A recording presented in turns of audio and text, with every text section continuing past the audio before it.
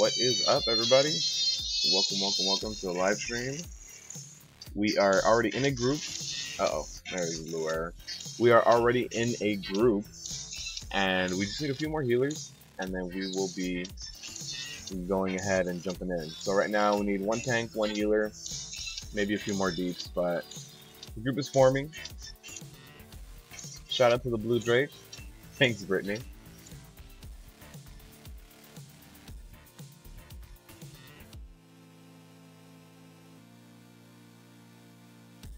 Yeah, but this group is currently forming. Seems like it's going to be a really good group. It requires a linked achievement and everything, so hopefully we can get through all of it pretty fast today. Hopefully it's just a one-shot on everything. I mean, if Max walks in, then it'll be a rip key. You know, we all know that. We all know that.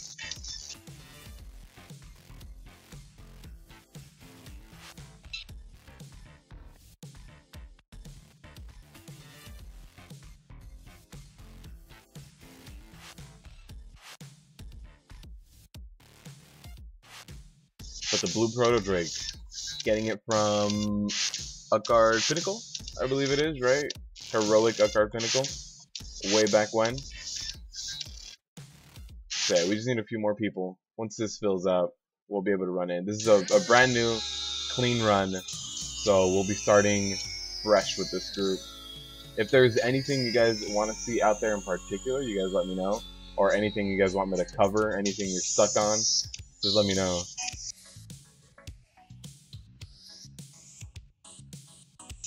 North Star, thank you, man. Thank you. I appreciate you tuning in.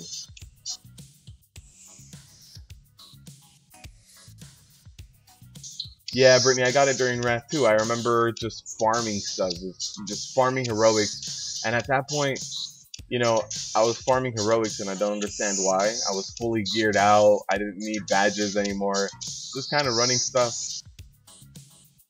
What's up, John? Welcome to the live stream.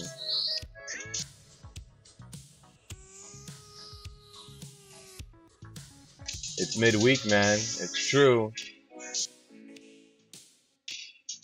Also, if you guys haven't seen, yesterday I posted the damage breakdown. I know a lot of you guys like seeing that video. So the damage breakdown of what's physical and what's magic damage on each fight, and also kind of where each of those damages kind of comes in. So you can know when to use your magic mitigation abilities, when to focus on your plus armor, when to focus on your regular active mitigation, stuff like that.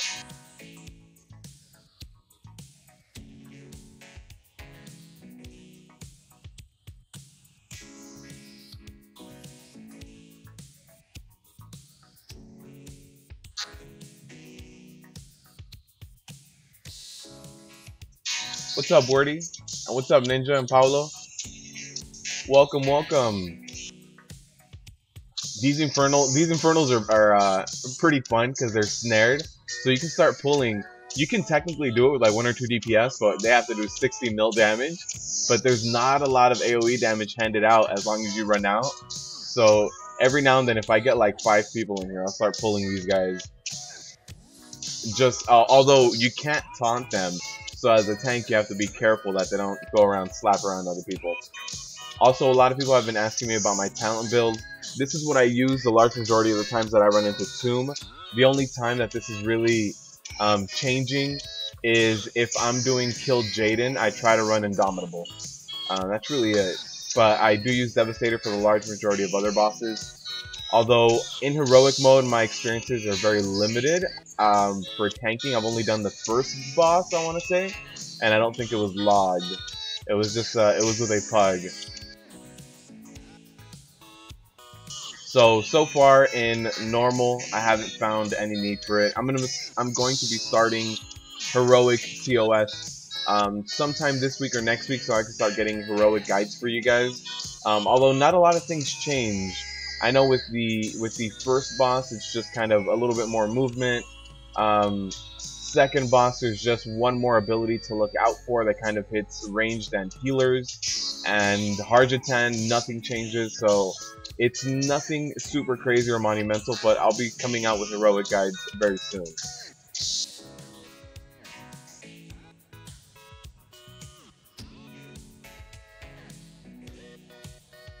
So yeah, we have enough DPSers for this trash now. As a tank, you just kite them around, and you're good.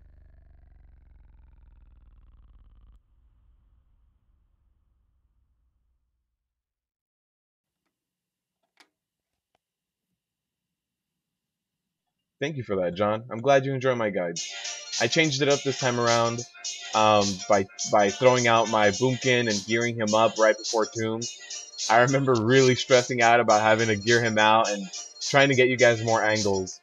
I've also done the first 4 bosses on that druid in heroic, so I have content where I'm healing. So the first 4 bosses I have as a healer on heroic. I just need to get them on my tank so that I can start doing those for you guys. But I already have stuff planned in the back catalogs. You guys will see here today on the live stream. I have worked on and created the first 3 bosses of weak auras. So I'm working on my custom weak auras. If you guys want to see anything in particular for my weak auras, by the way, like if there's a boss fight and you want to know their energy or when they're casting this, that, or the other, let me know what you guys want to see in the weak auras. Since I'm working on them right now, I can take any of those inputs and actually implement them in my weak auras. I did implement weak auras that I think will help tanks and DPSers and range, since this time I did Tomb as all of those roles, so I'm trying to make my weak auras as universal as possible. But if you guys need anything in particular, let me know. Is it possible to tank kill Jaden with a prop pally? Absolutely. Yeah. I've done it. I've done a 2 tank and a 3 tank setup, and I want to say I've done it with every single tank. As a tank myself, I've done it with a bear tank and a paladin tank, I think. And then when I've been running Boomkin, I've seen DKs. Actually, I have not seen a Demon Hunter tank kill Jaden yet. That's the only class that I haven't seen him tank. But I don't see why not. All the tanking classes right now are really close, so there shouldn't be a huge gap or huge disparity between the tanks. Spell Claws hurts like hell, but I'm pretty sure the large majority of people can take that just fine. You need to find one cooldown you can pop. If you guys are prot warriors out there, by the way, my rotation for taking Fell Claws is the first time he's going to hit Fell Claws on me, I use Demoralizing Shout. And then the next rotation, when Demoralizing Shout is down, I take the first 3 Fell Claws like normal damage. And then for Fell Claws 4 and 5, which are the ones that hit hard as hell because you already have the debuff, I pop Neltharion's Fury to guarantee crit blocks. So Spell Claws 4 and 5 are going to have their damage reduced by 60% flat because of Neltharion's Fury. So I rotate those 2 cooldowns for Spell Claws.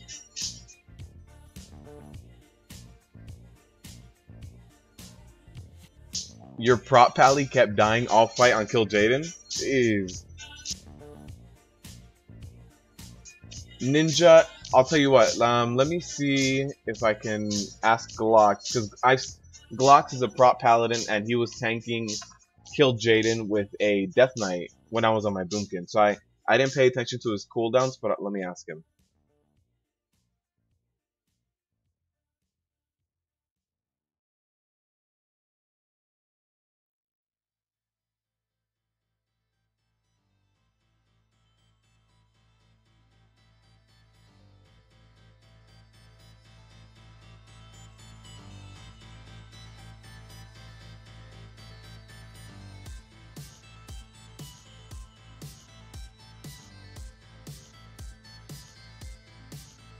So I just went ahead and asked Glox. Let's see if he jumps in here and maybe he can give a little bit more prop pally insight. Matt, this is normal.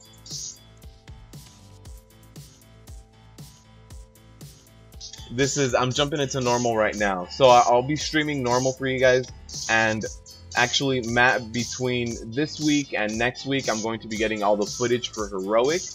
And that should be coming up maybe in between 2 to 3 weeks. I'm going to start doing all my Heroic guides as well. Although, I changed the title of my Harjatan one, because Harjatan, there's no differences on Heroic.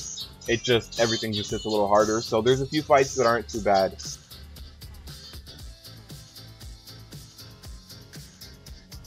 Alright, so here we go. Getting our pull.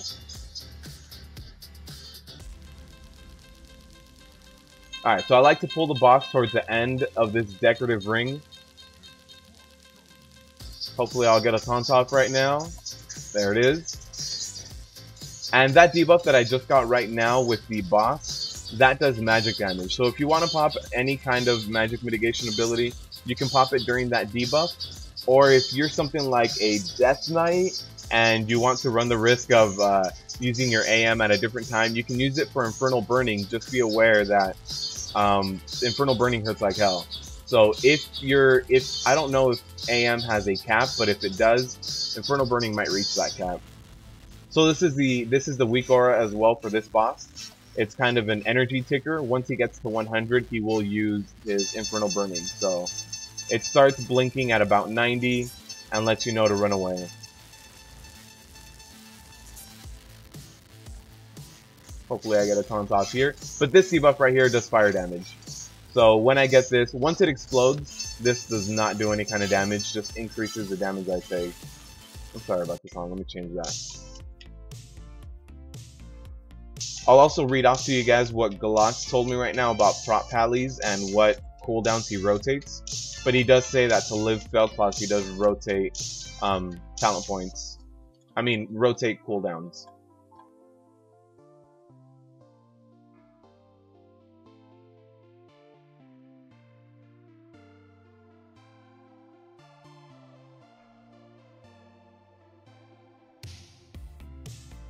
So yeah, this boss, I mean, ideally I would want to be tanking him kind of on the edge of the circle. He's a little close right now, but sometimes that happens after an Infernal Burning where he runs in.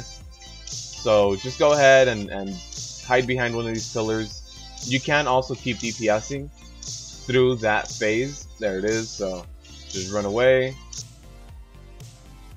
That does a pretty decent amount of fire damage. And that's the first boss fight, really. He does when an arrow comes up from underneath him, he'll target someone. That someone needs to hide behind one or two pillars. At full energy, you need to hide behind the pillars to not take damage. And the tank debuff. And that's really it. That's the arrow that comes up. Oh, getting loot already.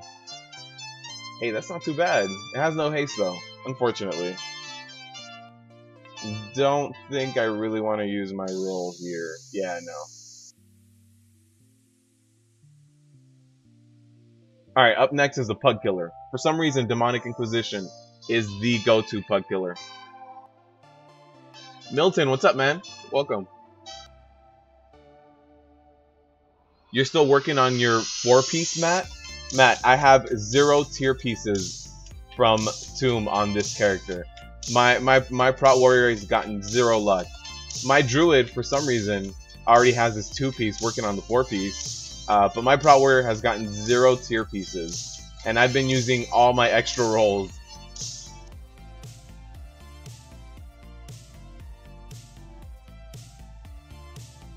Alright, so let me go ahead and start reading to you guys. So, Galax is saying that what he does to survive on his prop pally, I won't be doing this full, let's see.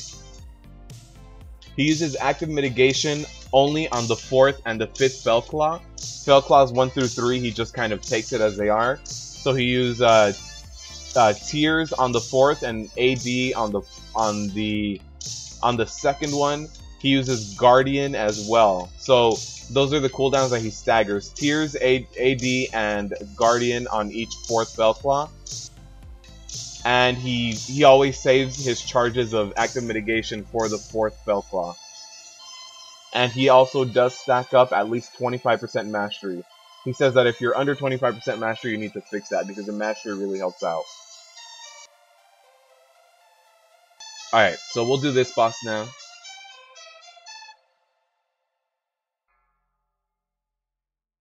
For Prot Warriors, is there any use in increasing your concordance? It does. It's extra versatility, so it just increases the damage you do, decreases the damage out that they do to you. So it helps, but it's nothing crazy, it's nothing monumental. If you just have the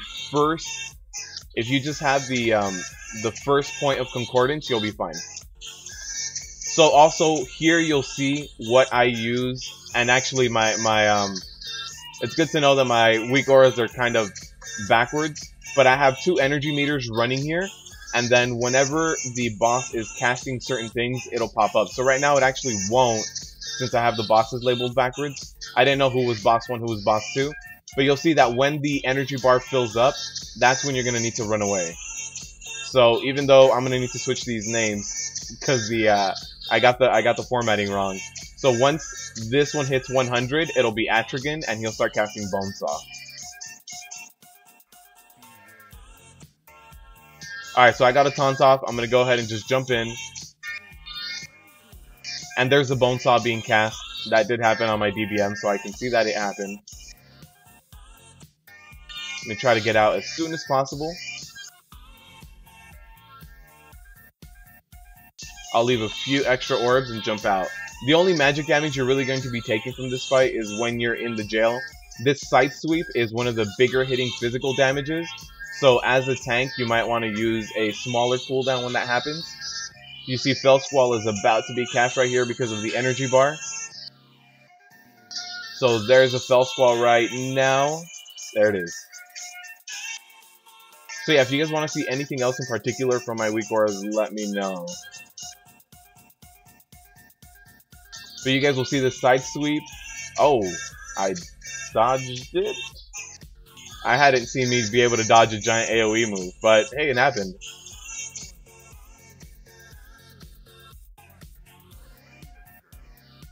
So there's Bonesaw. I mean, these guys are down so low. We have really good damage meters here. Really good DPSers. So yeah, just kite the Bonesaw on this left side of the room. It won't really hit anyone if you're just taking it over here. And then immediately turn him around because the side sweep happens right after. So I can't get into position yet, now I can. And at this point, they're dead. This DPS is really, really good. I don't think any real bit. Oh, that tier piece. Decent haste. I'll save it, I'll save it. Yeah, I'll save my extra roll. Brittany, please turn the max filter for a bit.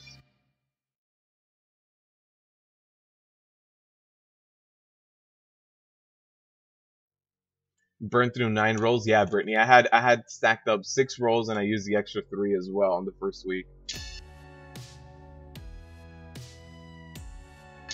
My custom DBM? What are you talking about, Paulo?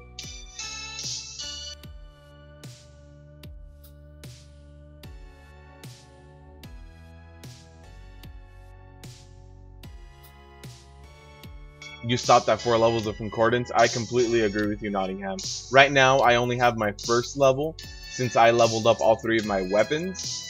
So I only have the first tier of Concordance. Once I start getting my second and third, I probably will stop worrying about it so much.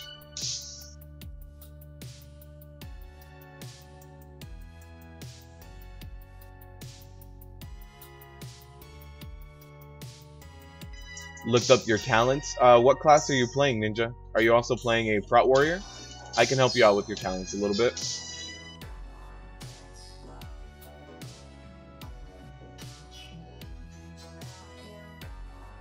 You've gotten 3 pieces. I've gotten upgrades on my Prot Warrior, but not tier. I got these, and I can't complain. 940 boots. I got these guys. I got one of these rings. I forget which. This ring right here, 915. I've gotten this neck. And that's about it. I've gotten a few other pieces that are kind of like side grades. Nothing major. Really just some like trinkets that I don't really see them being better than stuff like my Infernal Contract. So yeah, I've gotten a few other things, but nothing that I see that's just straight up an upgrade. No tier.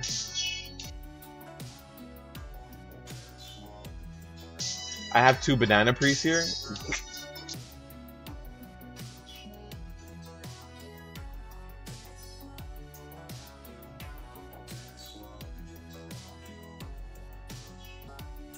You've only done LFR and normal. I've done some heroic, Milton. It's pretty fun. I'm not gonna lie to you. I'm looking forward to Kill Jaden heroic. That should be fun. You guys will also see my custom weak auras for Hardjatan as well here.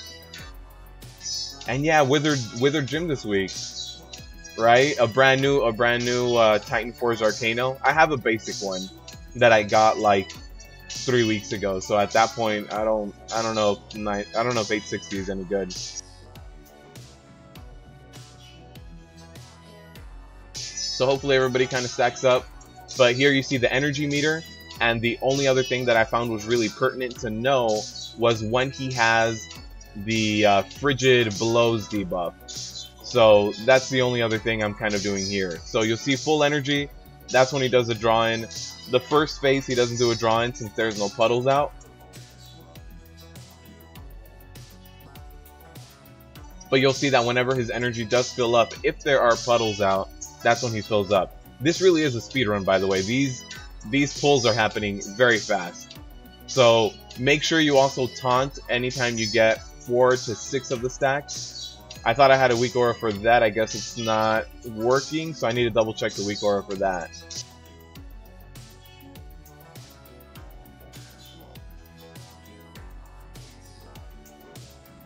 So there's the draw-in. And there's his Frigid Blows buff, and it tells you how many Frigid Blows he has. So as a ranged or a healer, you can know exactly when you have to run back in. So there's the Unchecked Rage right after. And I do want to face him away a little bit so everybody can stack up again. So hopefully I get the taunt off soon, because I do have the 6 stacks. And this debuff is completely physical damage, so if you guys want to mitigate it, it's just via more armor. That's the best thing to do. And increasing your stamina, your versatility, that's all going to help since it is just purely physical damage. This drop placement is really good too. You guys see that? So when these puddles get drawn in, as long as these guys here move, we'll be perfectly fine.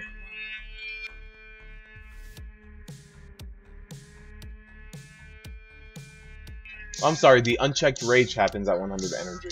That's what it is. So there's my taunt off. That's when I have to kind of go ahead and get things ready. There's the draw in. And you start seeing the stacks of the Frigid debuff. He has 5 this time, so, or actually 6.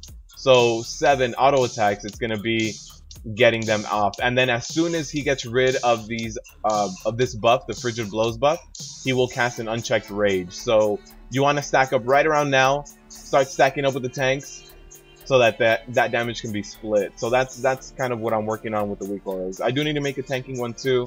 I thought I had made it, but I haven't had much time to test them out as well. I might be using that extra roll here. No, it's actually hands, and I don't need to upgrade hands. Best in slot legendaries. No need.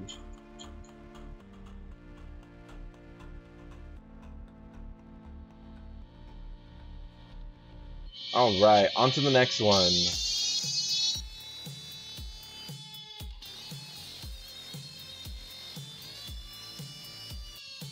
Jerry, thank you for the sub. I really do mean it. Thank you for enjoying the content and supporting and watching. I hope you enjoy the content. You can finally see and hear the stream. You hadn't been able to hear it?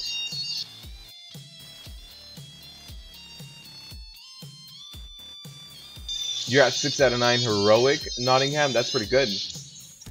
I've been seeing, I think yesterday Method got Fallen Avatar on Mythic down, right? I think it was yesterday that they're now 8 out of 9. So they're working on it. Pretty damn close.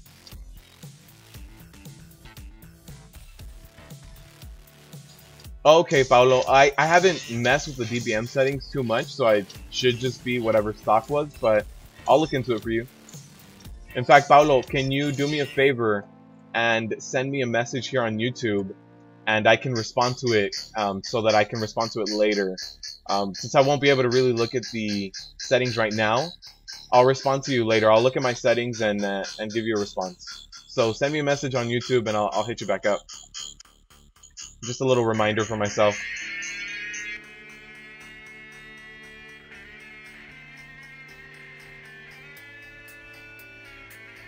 Seems like trinkets in this tier are mostly garbage. There's a few trinkets that I would really enjoy, actually. I tested out a few trinkets in... Uh-oh, pulled everything. I tested out a few trinkets on the PTR, and there's this one trinket that I don't remember who it drops from, but basically it puts a giant dot on the person you are targeting, and you get 300% lifesteal from that dot. That trinket was actually pretty damn good. It was just like having, I don't know, just like having impending victory off of cooldown. It was a lot of heals that went off on you. So that trinket, I know I definitely want that one. But besides that one, yeah, there's no other trinket I can really think about that really stood out. Yeah, hey, no problem, Ninja. Yeah, so those guys are being tanked. No need for me to jump in there. And hopefully BOE Epic? No.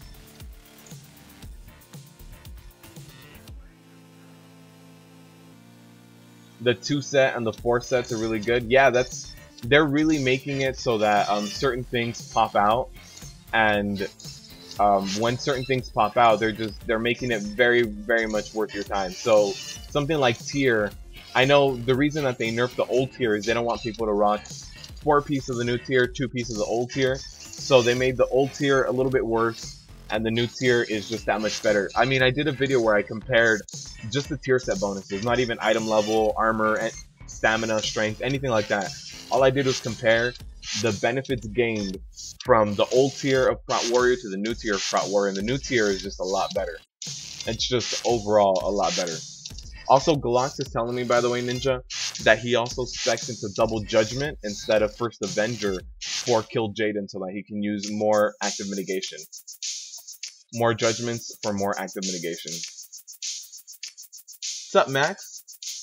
Welcome to the live stream, man. Milton, I have not posted the Desolate Host boss guide because I haven't tanked Corporal yet. So I've tanked and DPS'd the Underworld or the Spirit Realm. I haven't had a chance to actually do the Corporal world because every time I join in, the other tank has experience in Corporal, I have experience in Spirit, so I haven't been able to get that footage. So because of that, I haven't posted that one yet. That's the only one that's missing right now.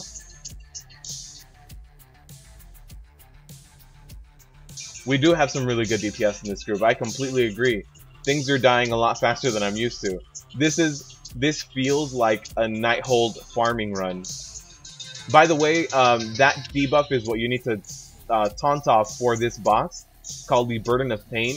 It is a cast time, and for all of you tanks out there, you can actually taunt halfway through that. So while the cast is going off, you can actually taunt, and the boss will cast the Burden of Pain on the old tank, and they'll automatically target you right after. So you can taunt halfway through and be perfectly fine. It'll make it so that the other tank doesn't get even one auto attack off on him, which is what you want, because once the other tank has this debuff on him, they're gonna start reflecting their damage to the rest of the group, which is not ideal. Like right now, I have this debuff. I'm dealing damage to the rest of the group by tanking the boss. Also, as a tank, you probably don't want to be doing the shots if you can avoid them, the Hydra shots. Those do physical damage, and they will be reflected to everyone if you have the debuff. So if you can get away with not going ahead and tanking those, it's the ideal place. But I know sometimes groups are a little short on people, so sometimes you just have to do what you have to do to keep everybody alive. Right now we have to avoid the middle thing, and here, once this mouth comes up, people pick up the purple orb and feed it here. So if you go all the way to the second circle, you're dead, but you do want to stand right inside the first circle with that purple debuff. Once you feed that giant whale 3 things, they go away. 3 debuffs, they go away. There is no other reason for you to pick up these purple orbs during the rest of the time. These purple orbs can just kind of live there. Don't touch them, avoid them, you'll be perfectly fine.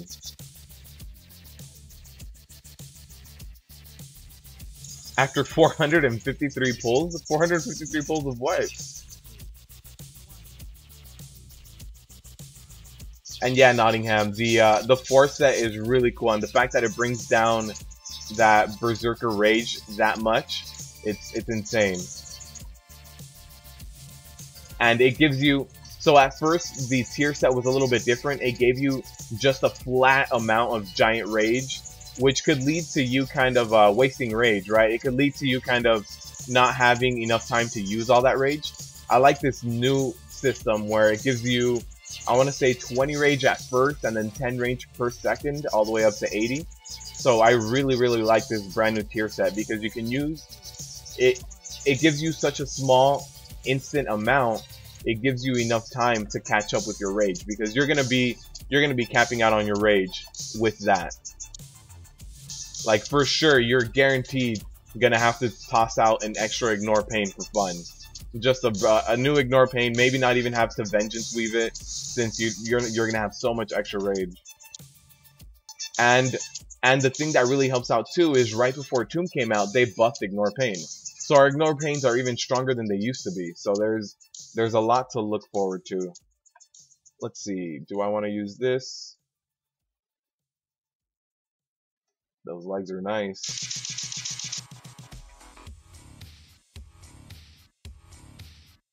This is the trinket I'm talking about, Leviathan's Hunger. So it does 1.2 million shadow damage, and you're healed for 300% of that. So you're healed for 3.6 mil, which is insane. Got that AP roll. Alright. Alright, Blizz. I get it.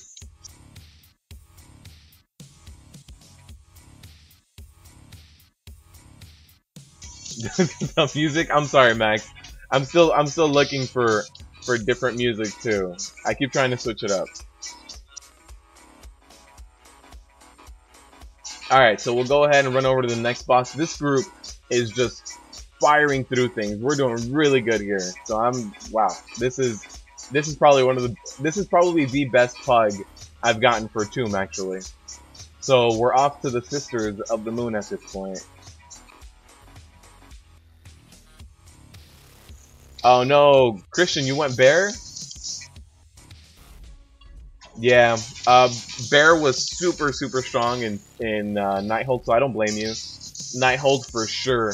Bear was just tip top the best. But now it's not like that anymore. A lot of people really like to dig on warriors and to say that warriors are still the bottom of the list, but I don't think so. I haven't felt weak in any single fight. Oh, 453 pulls for Method. Wow.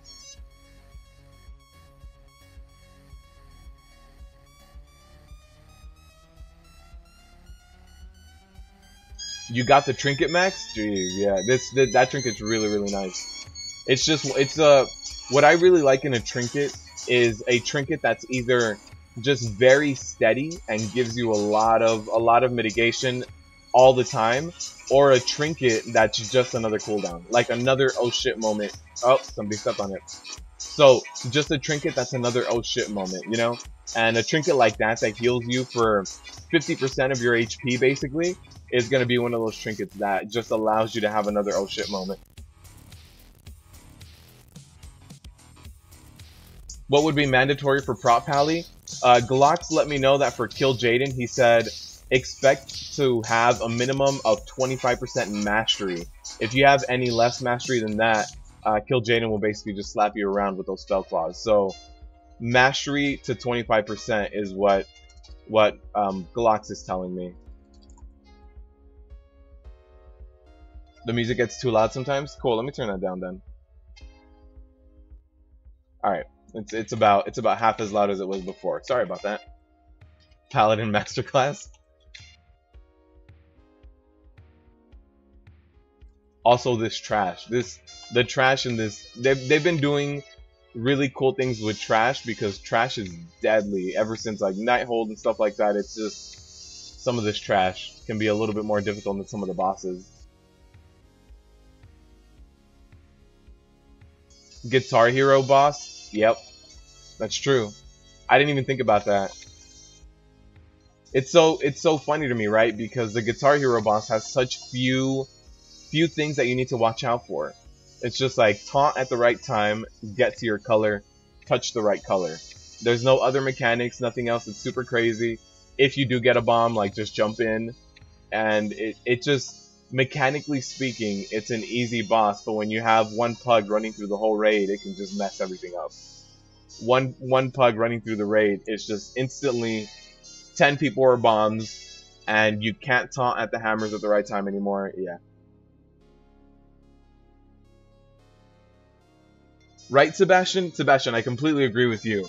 Where every video I've seen of tanks entering Tomb of Sargeras say that Prot Warriors are at the bottom of the list, but I don't feel any weaker. And the first time I tank killed Jaden, I was living the Fell Claws just fine, and the other tank I was with was probably, I don't know if it was a Paladin or a DK, but the other tank was dying to Fell Claws, and I wasn't. And that was the very first time I was tanking kill Jaden, and so I don't know why everybody's putting warriors at the bottom of their list. I'm not taking that much damage from any of these bosses. In fact, the fact that I don't have to run Indomitable for every single boss just really helps out. The minimum eye level for Mythic, I would honestly say probably 915. And 915 is probably pushing it a little bit.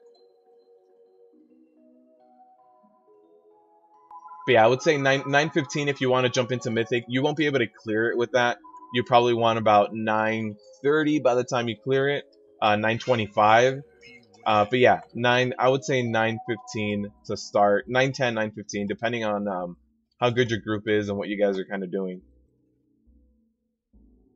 So I do like to tank this boss right around the line so that everybody can kind of clear their stacks as they need to. At this point, hopefully I get the taunt off. There it is.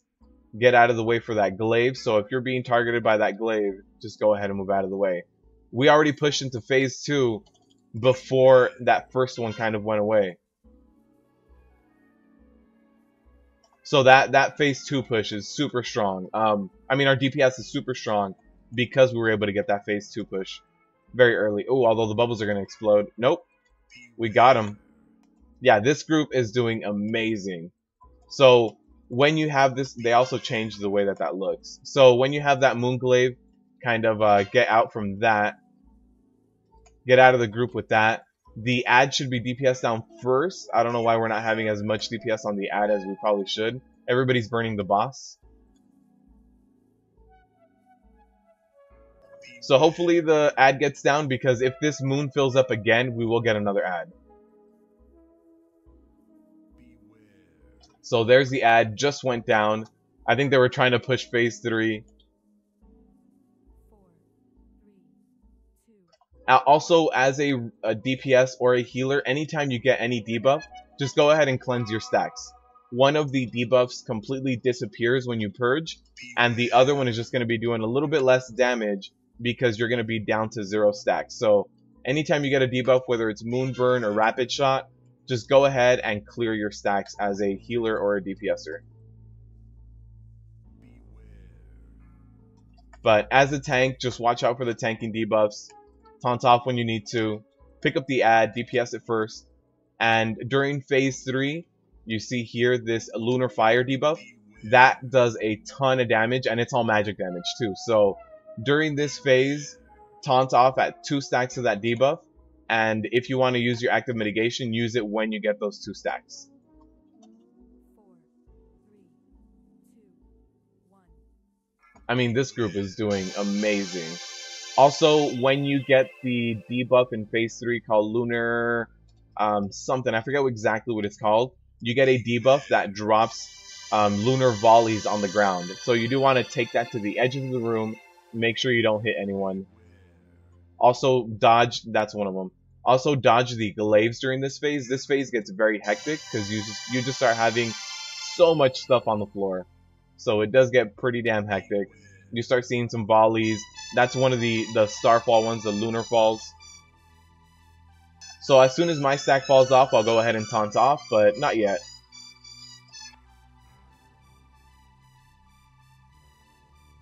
Also, if you guys want to see me do a much more calm breakdown of all these bosses, I do have a playlist with every single boss breakdown. I mean, this is a kill. I don't need to run to the other side. There's absolutely no need. And that's it. Wow, this group, we'll see once we get to Guitar Hero, but this group is doing really damn well. Chest piece would be nice. I'm gonna save my extra bonus roll at this point. I forgot to buy bonus rolls today, so I'll save that.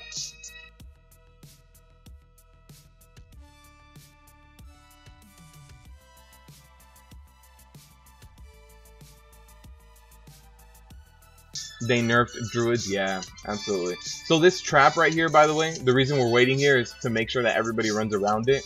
If you step on that blue circle, you spawn an ad, just like that. So if you guys are with your group and you guys want to skip a little bit of trash, just don't step on any of these traps. And that's really it. You can tell who stepped on the trap because they get into this giant little stun bubble here. You see that Boomkin is just stuck in that bubble. That just means that they set off the alarm. Versatility, dodge, and armor. Well, the thing about dodge is it's not reliant. So I'm not sure exactly about prop paladins, but Glox is telling me that you need that 25% mastery for the Fell Claws. The Fell Claws do hit really hard. Also for warriors, mastery is what really puts in a lot of the work for the Fell Claws, because if you block one of the Fell Claws, I mean that's anywhere from 30 to 60% mitigation depending on if it's a regular block or a crit block. So I can see mastery playing a big role only for that Kill Jaden fight, just to keep you alive.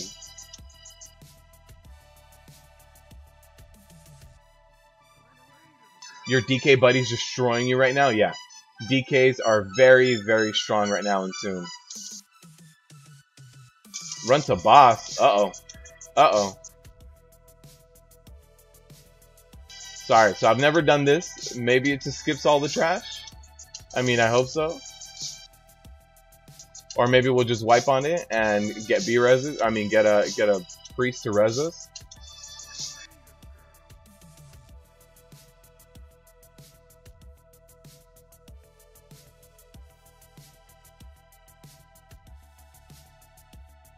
Yeah, I've seen a lot of monks get really upset about what happened with Bruise. I honestly think what happened to monks just kind of put them in place with every other tank. They went from being extremely strong and not having to worry about some tank mechanics to having to worry about tank mechanics like the rest of us. So I mean, as an outsider looking in, it didn't seem like a big monumental change, but as someone who was used to that game style, I can see why monks would be a little upset.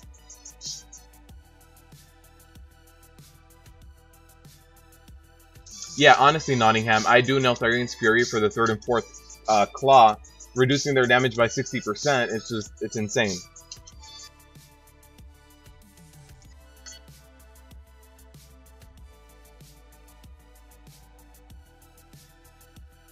Somebody just linked this in the raid chat.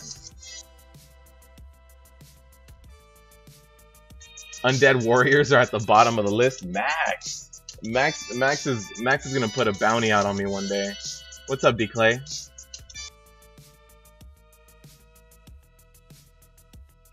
I swear, if I was in a PvP realm, Max would be putting out hits on me, like absolutely every single time. Oh, so Glox. Now that you're in the chat, Ninja Vanquisher was asking exactly what to do for the prop paladins tanking Kill Jaden. Sorry, reading 2 chats at the same time. So Glox, if you can help break it down a little bit for Ninja, like what cooldowns you use and what kind of talent builds you have, that'd be great. And yeah, I hate that trash too. But apparently you can just run past the trash.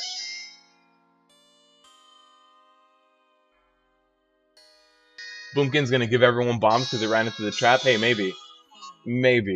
I mean, I hope not. So in this underworld, there is a ton of magic damage. The overworld or the corporal world is what has mostly physical damage. And the large majority of the magic damage here just comes from this cast called Crush Mind, which Soul Queen, it just keeps casting over and over again. Crush Mind, yeah. So this Crush Mind just keeps doing constant magic damage to you, but it's overall not too bad. I never found myself feeling super weak here.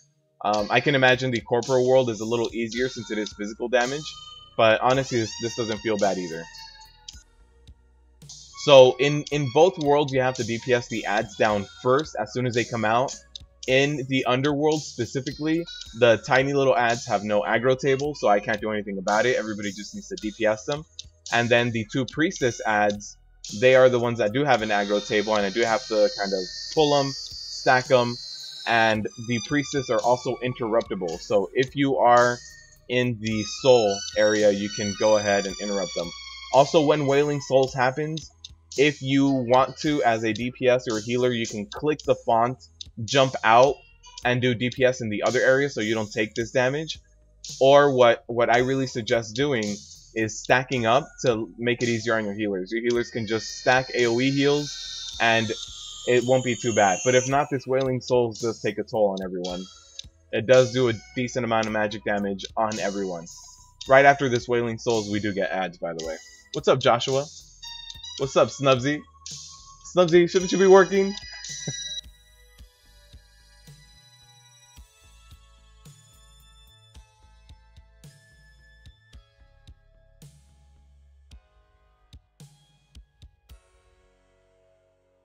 Their mitigation was up 24/7. Yeah, they could stack that mitigation for as long as they wanted to.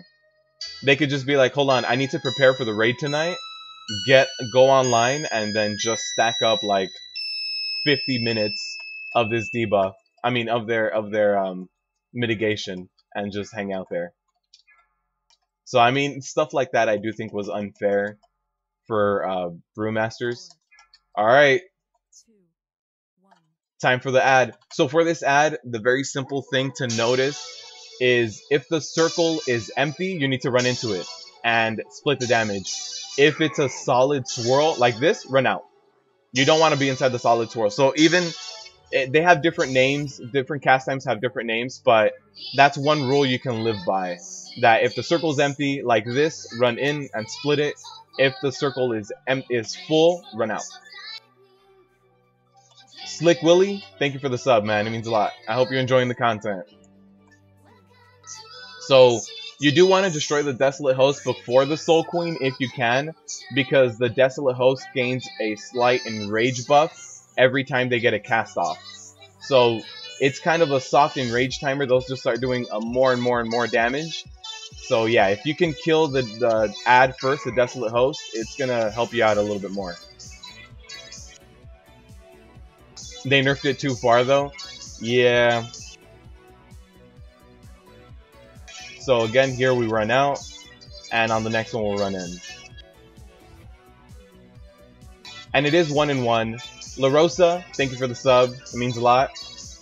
So since it is 1-in-1, once you get the hang of which one is happening at that moment, you do kind of just taunt off each other. So the 2 tanks just kind of stand on opposite sides of the room, taunt off each other, and that's really it. There it is. Let's see. Oh, that helmet would be nice. That's a lot of haste. I do have a 905. And that chest piece would be pretty nice too. I mean, that back would be pretty nice. I will save my extra roll. Yeah, I'll save my extra roll. Nothing super haste heavy. Suicide for Maiden. Yeah, the easiest way to get to Maiden. Kill yourself, and then you'll spawn back at the beginning. Honestly, the easiest way. And we'll see who dies to this haste mini boss. I mean, to this Maiden mini boss.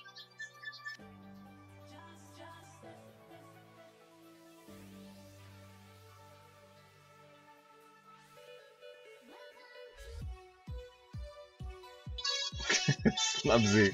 Man, listen. You're doing a paper while you do this? Wow.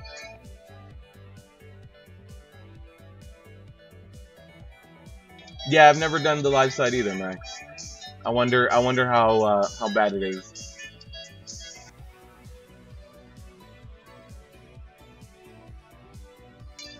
Oh, Max, you guys are almost there. Honestly, once you learn how to push through the Illidan phase, you're good. The last phase is mostly about watching for that Sundering of 1,000 Souls or whatever it is cast. So once you watch for that, you're good. A big part of the Kill Jaden fight too is having your tanks learn what they have to do to survive Cell Claws.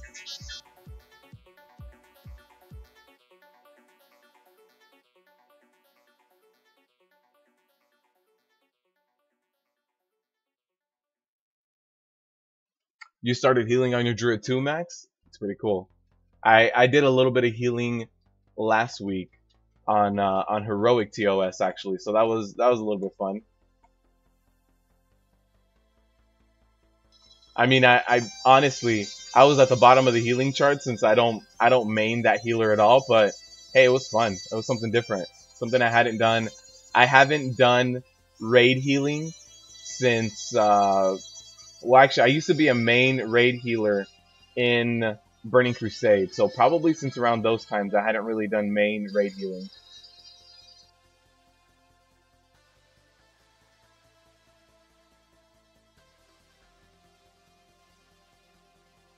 You've just been looking at the Excel sheet for a while, just like, man.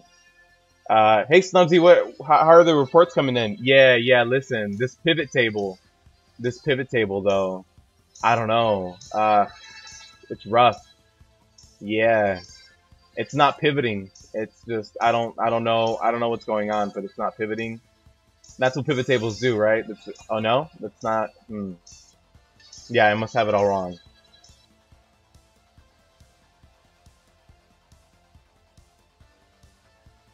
Normal maiden is pretty easy. Heroic success, man.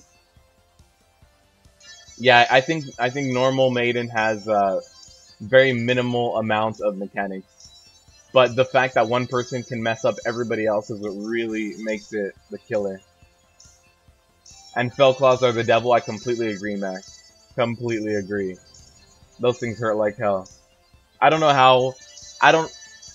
If fell claws hurt me this bad in normal, I don't know how the hell a tank is supposed to live through fell claws in mythic. Like really, how are you supposed to survive those fell claws in mythic? I'd imagine method is in there, just like oh shit, died again with the fell claws. Hold on. I only used 2 cooldowns that time. Hold on, give me a second.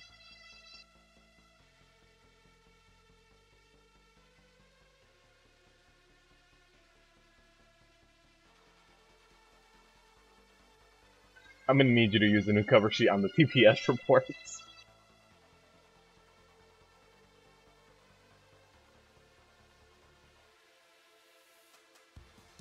Alright, so this is, they said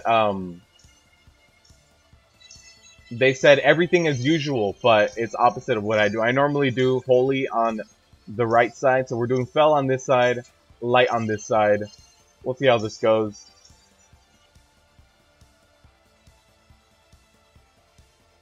Fell claws will completely mess your day up, yeah.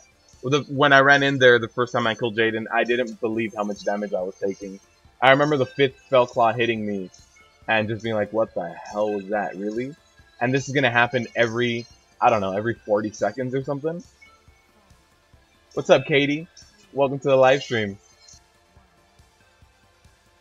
Alright, let's see what we get infused with. So fell is on this side, holy's on the other side. I gotta run away, I'm gonna have active tanking first as well because the first hammer is always holy. So here it is, first hammer's going down. Perfect, and then I'll get a taunt off. Alright. That looked a little creepy because the hunter things are actually kind of like fell almost, it looks. So that kind of freaked me out a little bit. Oh no.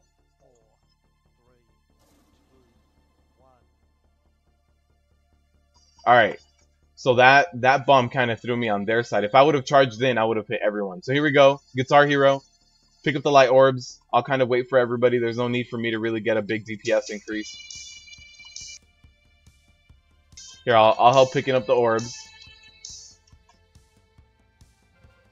Alright. There it is. We're going to get another infusion. I am on the light side right now, so if I change, I'm going to have to change sides. The next hammer is light, so the other tank did taunt off. Oh no, there was someone in here. Oh no, I saw that. Alright, let's get the hell away. Get that taunt off. Alright, it's not too bad. We've had one or two hiccups, but nothing major. No hiccups at the wrong time. That's what can really kill a maiden group, is if you get the tank thrown in at the wrong time and they can't taunt off, that's what really breaks things. Alright, I'm still fell, so I'm going to go ahead and stay on my side.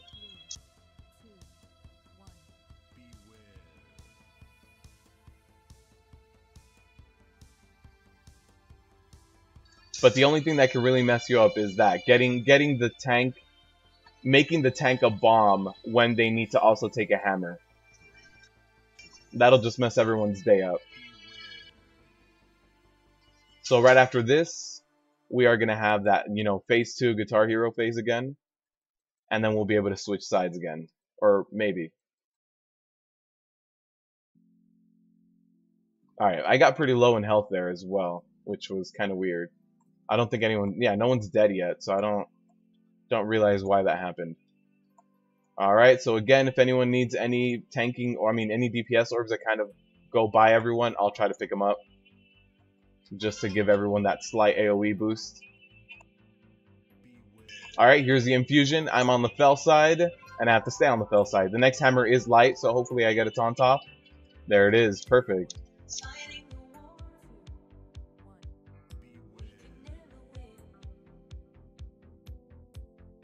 Alright, and I get the taunt off because that hammer went off.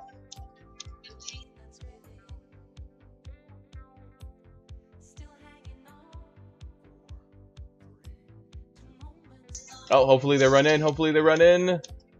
Alright, oh, they actually did hit us because they jumped before they ran in instead of just letting the gravity take them down.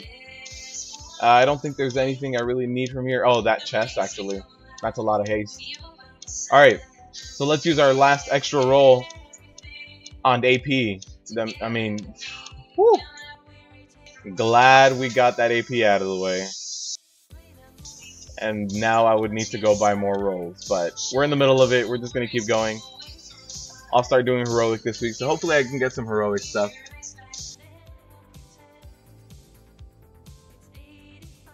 And the elevator boss.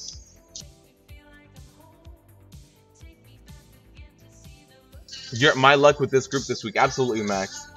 Right before I started the live stream, I was like, let me jump into a group before so it can be, you know, less downtime for everyone. I saw this group that was requiring people link the achievement, so I was like, sure, let's just jump in here. And yeah, this is pretty damn good. I'll tell you what, the leader of this group, oh man, he was on a priest before. He swapped over to this rogue, Snuts. So it was called like quote unquote Snuts Pug. So if you guys ever see a Snuts Pug, here you guys can see it for yourself. Vouching for him right now.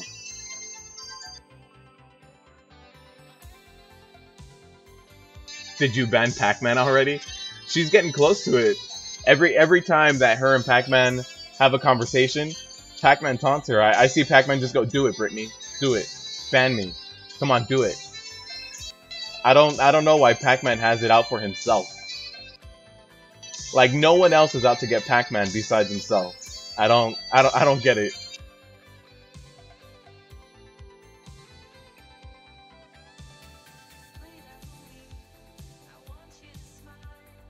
And yeah, what Glock said about the other tank having to taunt off immediately when you get 5 stacks of the Fellclaw debuff is very true.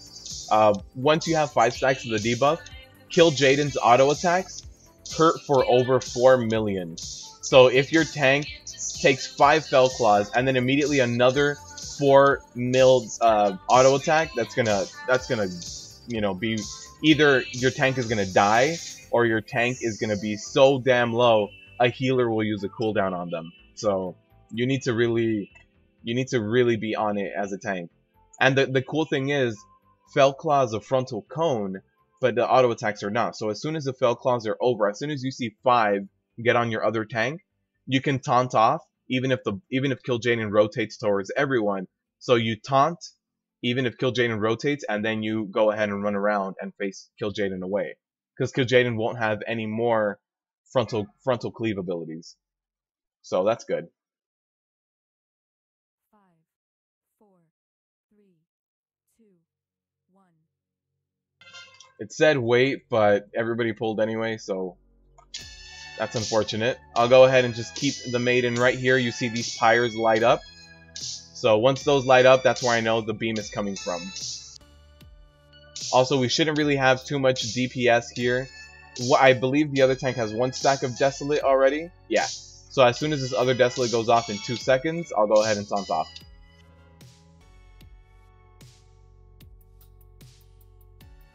Alright, there it is. So that was a swap.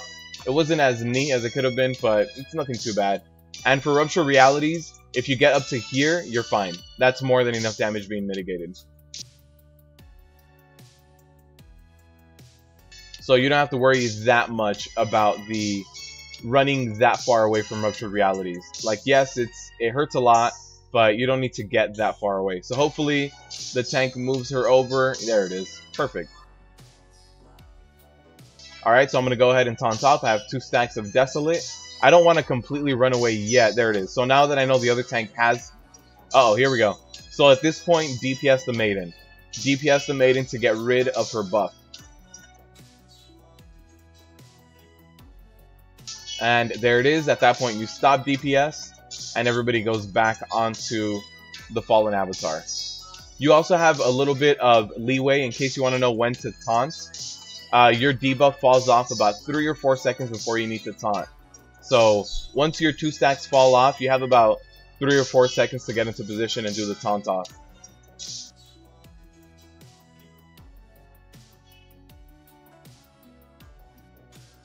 Alright, so hopefully they move the Maiden over. There's a Desolate. Also for Desolate, you do want to have active mitigation up, because Desolate does hurt. So if you have active mitigation, it does a lot less damage. He said he lost all his points.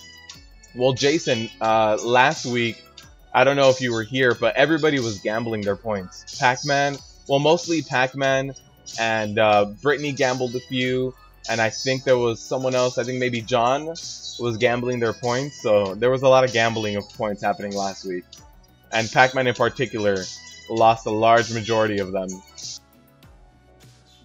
So go ahead and get the taunt off. There's the brand new pyres over here on the right. So go ahead and run in there. There's 1 stack of Desolate on me.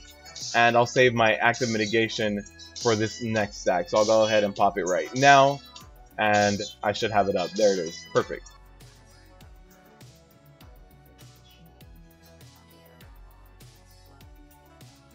I mean, you can see here how little that Ruptured Realities does. It did about 20% damage to me over here, all the way off in the corner. So yeah, if you get that far, uh-oh, I didn't get the taunt off immediately. So I got 3 stacks of Desolate, which is fine. I can deal with it. But you normally want 2 max. Pac-Man is Sato. Hey, I wouldn't doubt it.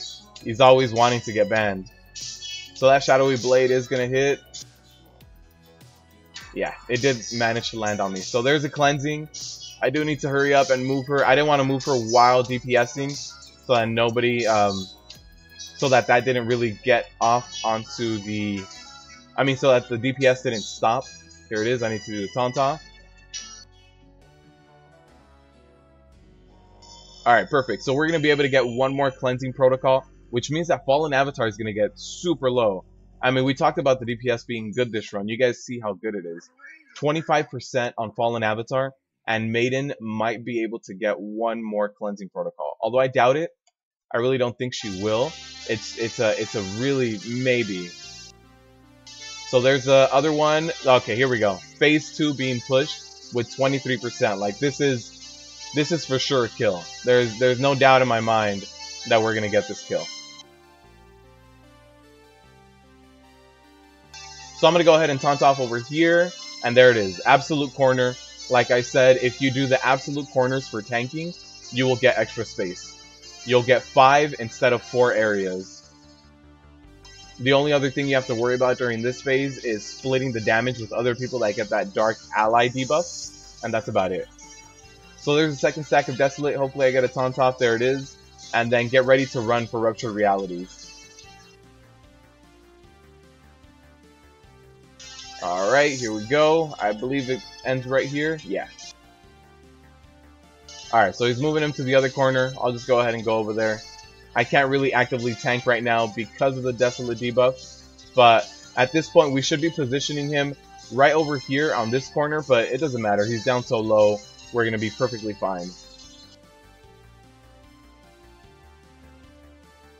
There's the taunt off, and he should go down actually even before the Ruptured Realities. There it is. Achievement, bingo. What's bingo? Here we go. That's kind of cool. So I didn't get any loot here. Let's see if Kill Jaden is a one-shot. I mean, if it is, this group will be the best pug. Best pug I've ever joined if we do a one-shot on Kill Jaden. We can't play this game anymore? The game does know I love AP. It's unfortunate. It kind of sucks.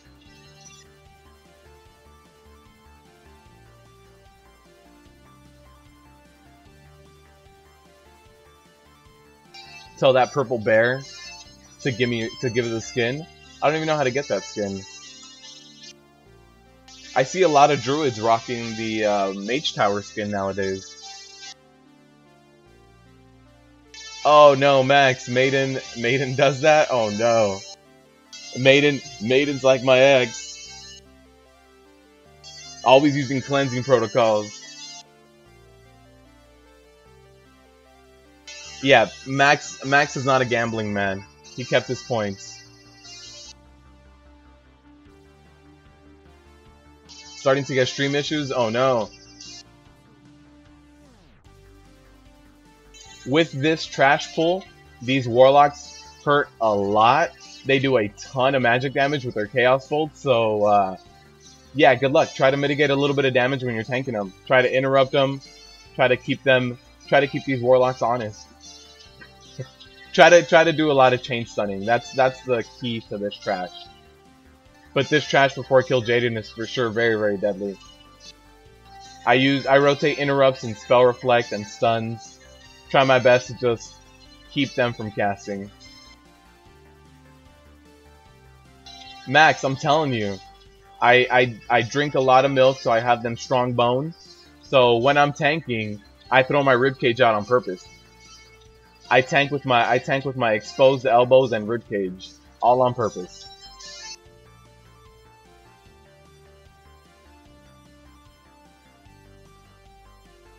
Yeah, I haven't been able to run back into the Mage Tower for Prot Warriors, honestly.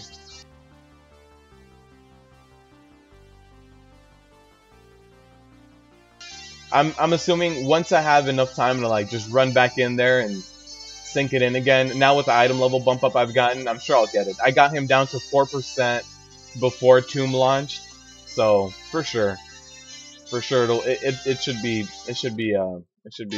down. Goddamn undeads! Oh no, I'm gonna die!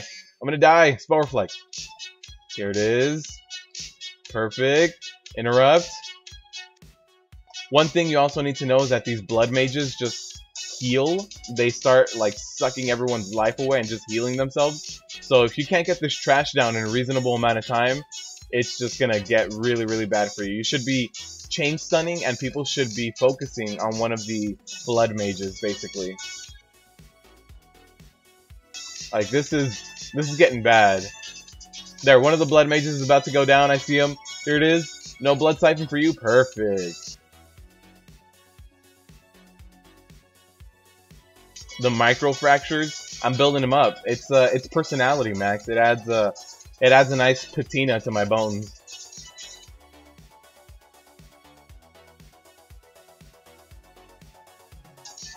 At Brittany, I am though. That's why Glocks is saying it, because that's a very true statement. I'm anaphylactic.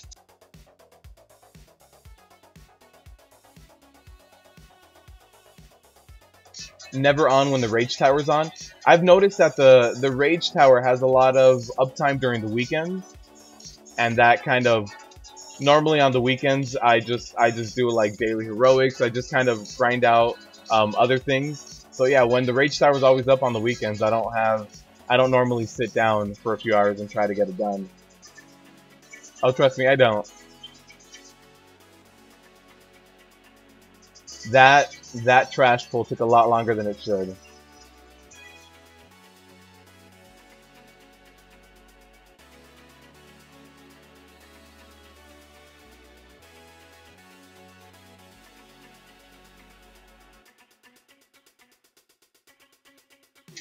Alright, just keep interrupting these guys.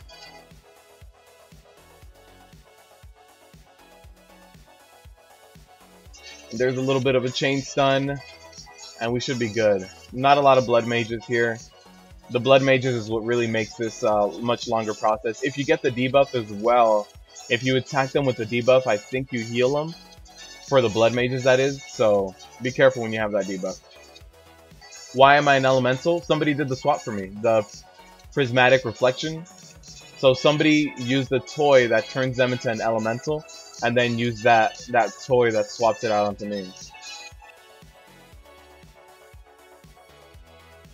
You don't have the right legendaries? Max, you don't even have your legendary pants yet? That sucks, because as a paladin, I think those are the go-to legendaries, right?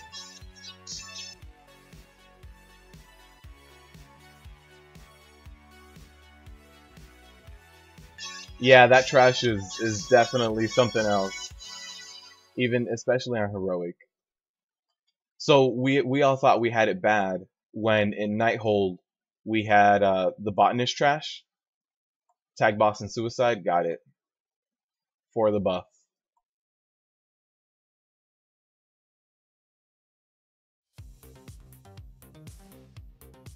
So we want to reset our hero. So we'll see. Actually, that didn't get rid of it. Well, hopefully when I res it, it will.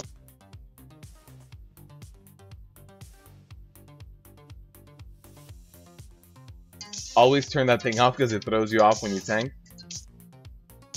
You guys really do hate undeads. Yeah, so okay, so that reset. We don't have to worry about hero anymore. We can go ahead and use it. Oh yeah, that sucks. Yeah, on my druid, I feel like I've done a lot of content on my druid, but I still only have 3 legendaries on my druid. And I like one of them, and that's Prida's, because I like it for 5-man content. For Mythic Pluses, Prida's really helps out. For raids, not so much. But for Mythic Plus content, I like my Prida's, but the other 2 legendaries I have on my druid, just not very good.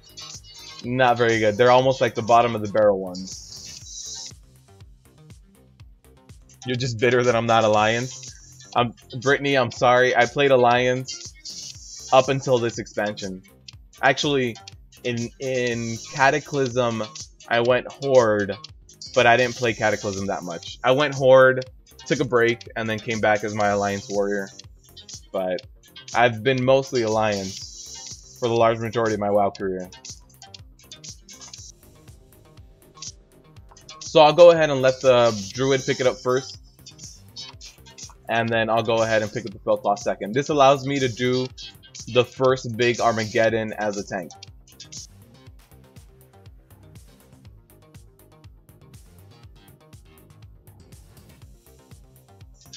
For the Horde, it's just F the Horde? Man.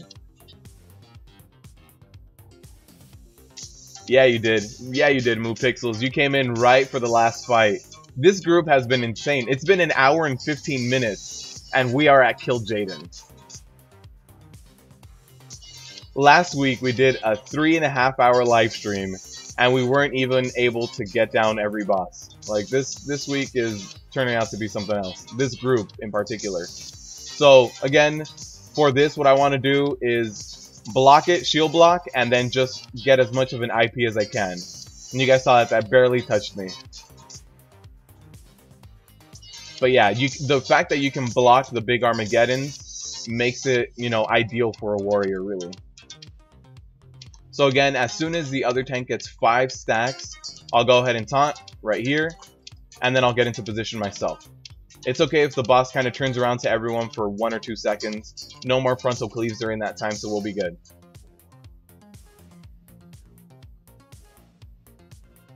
So there it is. I use a Demo Shout for this one. That should help me survive perfectly fine. Something else I do is I spam Ignore Pain on the 4th and the 5th one. So at that point, I'm not going to get a good Vengeance Weaving anymore. So since I won't be getting Vengeance Weaving, all I do is spam Ignore Pain on the 4th and 5th Fellclaw. Also during intermission, just spam Thunderclap. Spam Thunderclap, generate your rage, so that as soon as he jumps down, I can get a full Ignore Pain. Right now I can soak up another big Armageddon, split this beam, so stand in line of the beam, split that damage. When another big Armageddon comes down, I can go ahead and soak it. We don't need another immunity. So you can actually start helping with this whole immunity. Uh-oh. Alright, so since I got this debuff, I don't want to run in. The other tank is soaking it. That's fine. So I've built up over 100 rage during this phase just by spamming Thunderclap.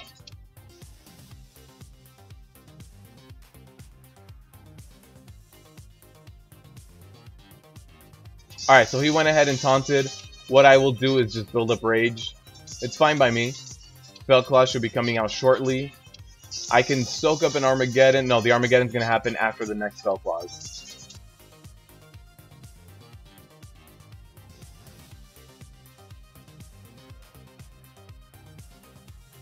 Alright, so there was all the Fellclaws. We have the ads up now. Those ads need to go down as soon as you can. If you can help out with the cleave as a tank, you should. So here's another Fellclaws. Go ahead and use Demoralizing Shout. And again, I do Vengeance Weave on the first 3. And then after that, I just pop Ignore Pain. Just because I'm not going to have enough time to properly weave. You just want to mitigate as much of that damage as possible. So hopefully someone gets that with an immunity. The big one. Because with this Fellclaws debuff, I can't tank any of that. Where is the orb happening? Okay, so there's no orb dropping right now.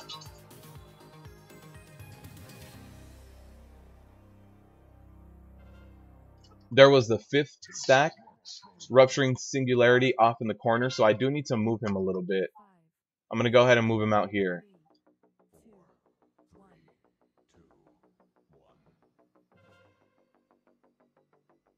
So again, this is how I'm going to tank these Fellclaws. I'm going to let the first 3 hit, and then right before the 4th one hits, pop Neltharion's Fury.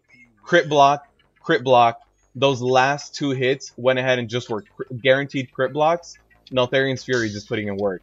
And I know a lot of Prot Warriors hate Neltharion's Fury, but in a situation like this, it's amazing how much you can get out of it. So one of them, I pop Demoralizing Shout, and then the next one, I pop Neltharion's Fury, and that's just how I stay alive. Those are the only 2 cooldowns I need to rotate.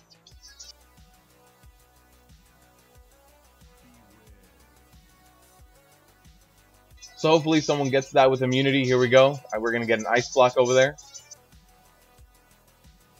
And we're going to go ahead and... unfortunately, we're shifting over to phase 3 with these ads up. So I'm going to go ahead and just try to do a lot of cleave damage here while someone looks for Illidan. This is a wipe, yeah. This is not what you want. The fact that we got this up while... The fact that we got these ads up while the phase was transitioning, that's what caused us to wipe. That kind of sucks.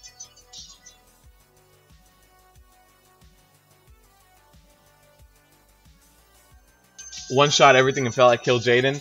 Glocks, it was you that made us fail right now, man. Damn it! That's what happened. Legendaries do seem a lot harder to get now. You're right, Ninja. Like, even though 7.3 was supposed to make it easier, it just seems like it's just getting harder.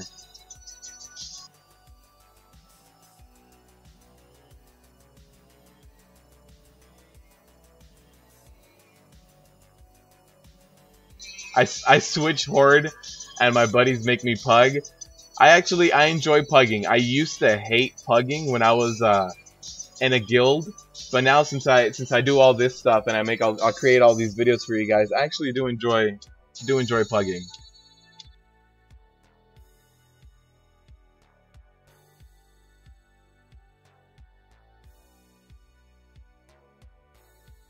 And Moo Pixels, welcome to the Prot Warrior Club, man. I do really enjoy having my Prot Warrior. Rip Raid, I'm seeing the Rip Raid, yep. Jason, we transitioned into the Illidan phase with all 3 ads up, so that's all it was.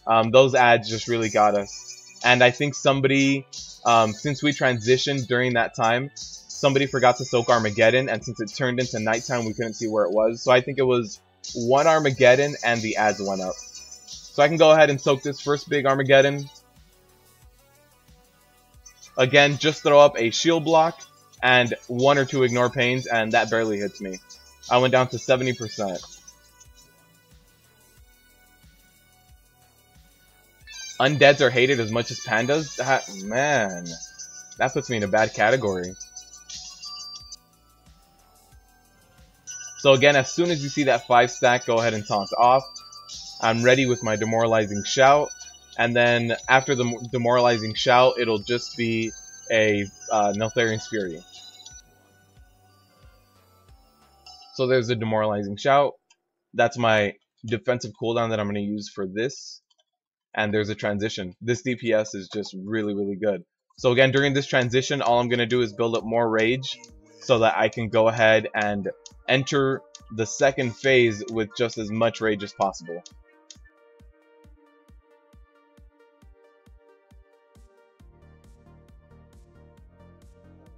I getting excited when Sylvanas became War Chief. Alright, so no, alright, so that person needs to run behind all of us, and then we all tank the beam. And I can tank the next big Armageddon too, since at this point I don't have the debuff. Let's see, where is it? There it is.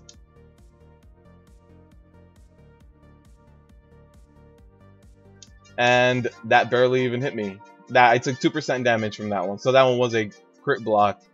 Sometimes it's a crit block, sometimes it's a regular block.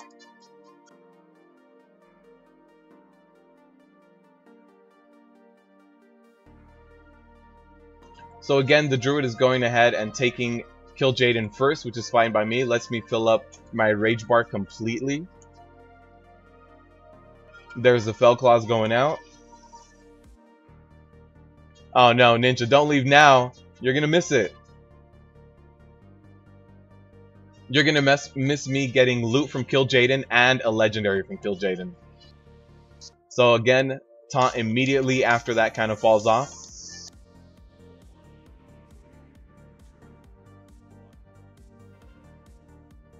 Alright, Demoralizing Shout again. Demoralizing Shout is my defensive cooldown of choice. After 3 Fell Claws, I just start spamming Shield Slam and Ignore Pain. And that's really it. That helps me keep as much mitigation up as possible. So again, hopefully somebody soaks up the big Armageddon. I have 5 stacks of the debuff. I can't do it at this point. Nope, nobody's there. If I go over there, I'll get 1 shot. So we did take 1 Armageddon. You saw everybody's life kind of jump down.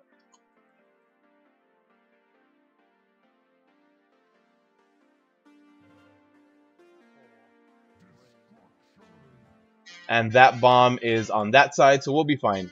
We won't actually get knocked off.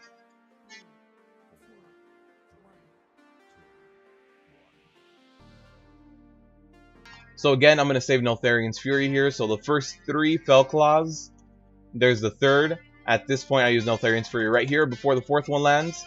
And the 5th one landed with Neltharian's Fury up as well. So those were all crit blocks. And there's the taunt off, so perfect. Neltharian's Fury really does work wonders in this Fell Claw scenario. In fact, I feel like the 4th and the 5th Fell Claw might even do less damage than the 3rd one did, since I am crit blocking it.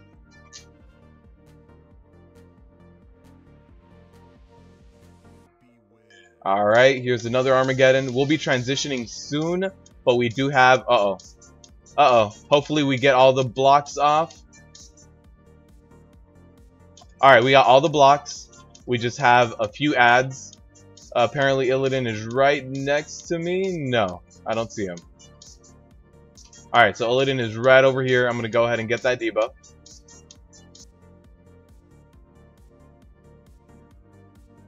Oh, there he is. Oh no, everybody's dead. That's a lot of deaths. We did get somebody that was pinging for fun. Somebody was just pinging the wrong area, so that's 2 wipes on Kill Jaden, unfortunately. Rip raid. Rip raid. Yeah, it's either our DPS is perfect for transitioning us into that phase with those ads up. So at this point, it's either we DPS faster or we stop DPS, kill the ads, and then transition into phase 3. Yeah, you have to either stop DPS, slow it down. So we need to do one of those things. I mean, overall, we're still doing really good on time. We're an hour and a half in, every boss down except for Kill Jaden. It's pretty damn good. Ninja, don't give us the nerf needle, the nerf hammer. Let's not. Yes, yeah, Glocks. I'm definitely living through a guild with you guys. On my druid. It's definitely a lot of fun.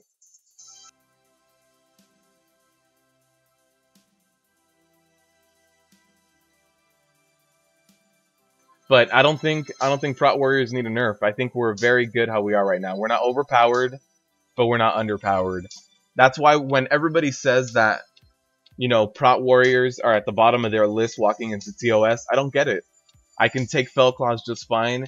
I can take the big Armageddons perfectly. Like, it's insane how good Prot Warriors are doing for being at the bottom of everybody's list.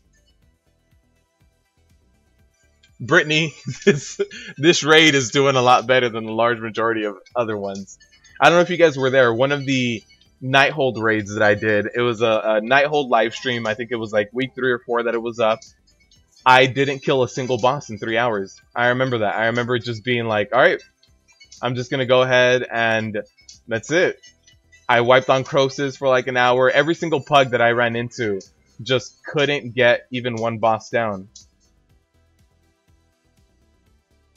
So again, let's just go ahead and block that. Look at that. It just doesn't even hurt.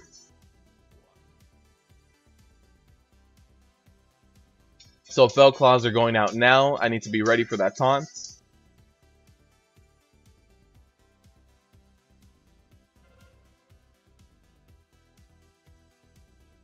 And the reason you don't want to stand in front with the tank for the Fellclaw taunt off is because it is a frontal cleave.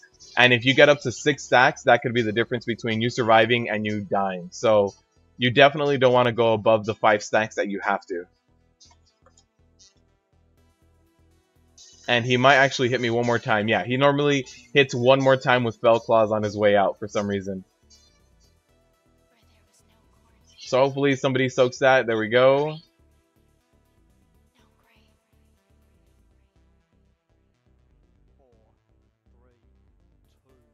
So we'll go ahead and do the beam split, but for the next Armageddon, I should be able to tank it just fine. I have 1 full ignore pain and 1 shield block ready to go.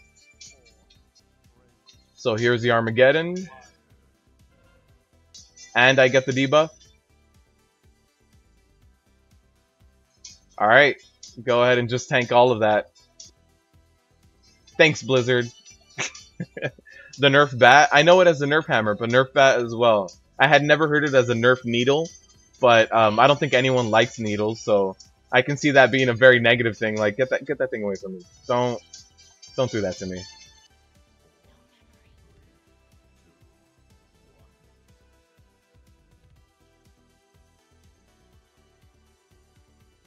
The nerf gun. Oh man. Just doing all sorts of things. Yeah, I got hit by the nerf grenade. What? You know, the nerf grenade. Alright, so here we are again. And hopefully we either push faster or stop DPS. One of the two. So again, using that cooldown. And I actually think that Demoralizing Shout is a lot less of a cooldown than Neltharian's Fury in this case. Since it doesn't really mitigate as much damage. That 5th hit still hurts a lot with Demoralizing Shout. So honestly, Neltharian's Fury just puts in that much more work. Oh, somebody went down. If you soak too many Armageddons, you get the debuff stacking up on you, and it'll eventually take you down. So be careful of that. you do want to rotate people that get that debuff. Uh-oh. Alright, so the Singularity is going to be over there, and the rest of the group is perfectly in position. I'm going to get knocked back a little bit more, but I can charge back in. So now my cooldown is, my Demoralizing Shout is on cooldown. So the 4th hit's about to go off, Neltharion's Fury, and then the 5th hit. Perfect. Uh-oh, uh-oh, no taunt off, no taunt off. Ooh. You see, Proud Warriors aren't that strong. Hopefully we get a B-Res.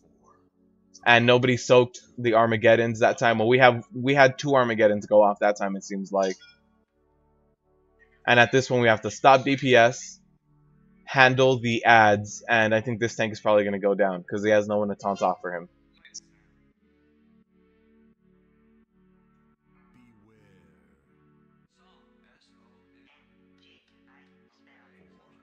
So this is a wipe just because, this tank has 5. He's going to take, 10 stacks of Fell Claws. At this point, there's no one that can survive that. I say that as he survives 10. Oh, there it is, transitioning with the ads up. So they might actually be able to do something with this. Let's see, let's see.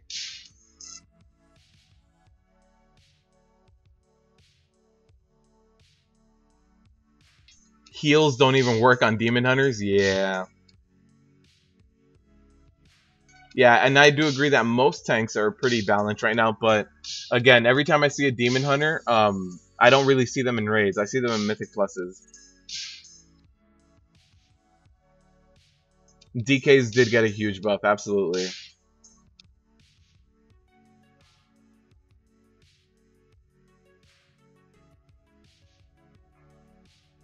Yeah, I haven't tanked. Oh, right here, when you transition out of this phase, the Darkness of 1,000 Souls is a ton of huge magic damage. So if you have a personal cooldown, I highly suggest using it right there. So that is definitely going to be doing a ton of damage to everyone. Tanks, DPSers, healers, doesn't matter who you are. Hopefully I get a B-Res, because if I don't, this might be it. So these obelisks, you see these triangles that they have on them, the spikes? Those spikes shoot out Fell Beams, so you don't want anyone in the group to be in range of that. And I think 3 of them spawn at a given time. This Druid tank is just going to do it all himself. Yeah, even DBM wants me to taunt, but no B-Reses. Oh, there, the tank went down, and that's a wipe.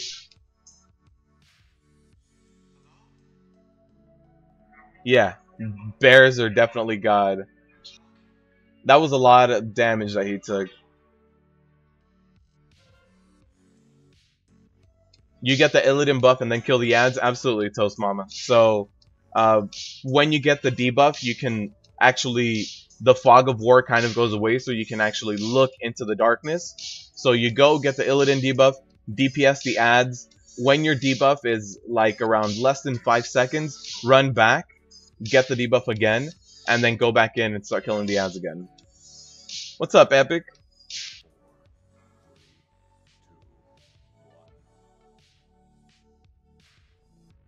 Oh, Brittany, that sucks. Yeah, warriors are pretty damn good. I don't know why they would bench you. Especially for a Demon Hunter. You're late, you're good, Epic. Don't worry about it.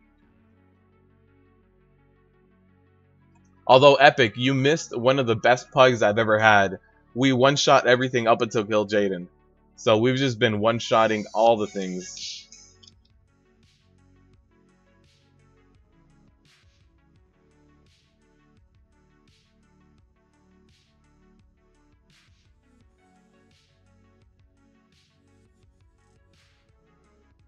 Yeah, I think that since Demon Hunter tanks are brand new, there's a few people that are still getting used to it. So I think that has a lot to do with it.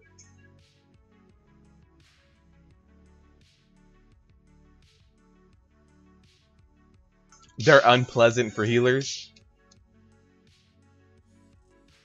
Alright, so we'll see. We'll see how this goes. Hopefully a lot better. Let's just, this was weighing me down. All of this gear that I just carry around for fun was weighing me down. There it is. I can get my second point. Or actually, it might be my third point.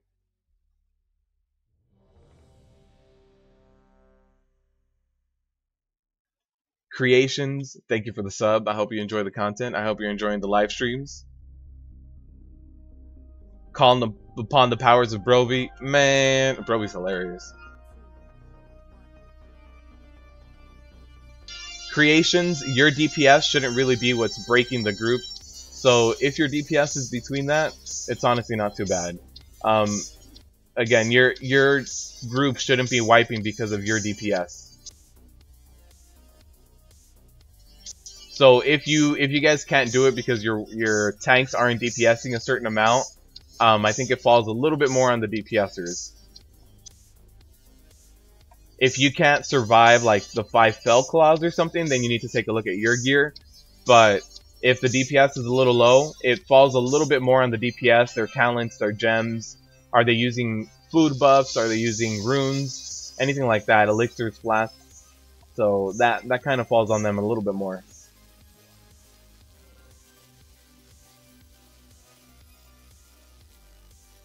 Alright, so there was the Fell Claws.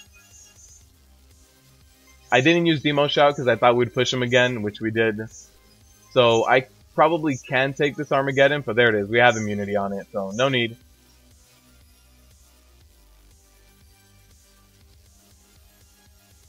Broxigar's Axe of Cenarius. That would have been nice.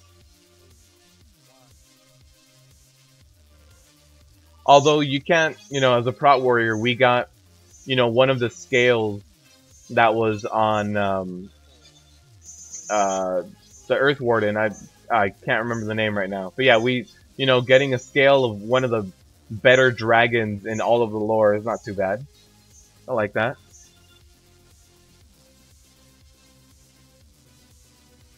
And yeah, I agree with Katie. With Demon Hunters and DKs also, they need to, part of their tanking is learning when to heal themselves. So if your DH or DK tank doesn't know when to properly use the self heals, it's going to make everybody a little bit more stressed out. So I don't know if this bear is gonna, they have two stacks of this debuff of the Armageddon Rain, and they're gonna go ahead and take Fell Claws right now. That's really gonna hurt.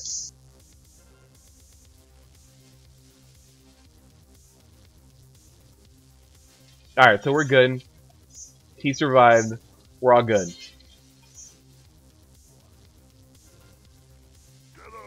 There it is, Demoralizing Shout on this one. This one's gonna go off completely.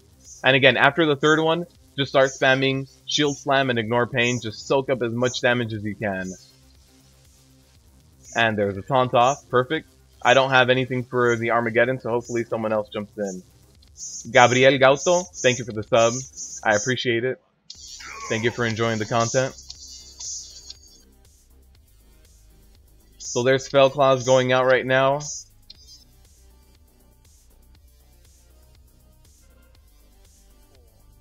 Alright, so there's the taunt. The Rupturing Singularity is in the back. Everybody should be able to survive it just fine. Toast Mama, thank you for the sub. I hope you're enjoying the live stream. And if you ever have any questions, you can go ahead and ask them here on live stream or send me a message or anything.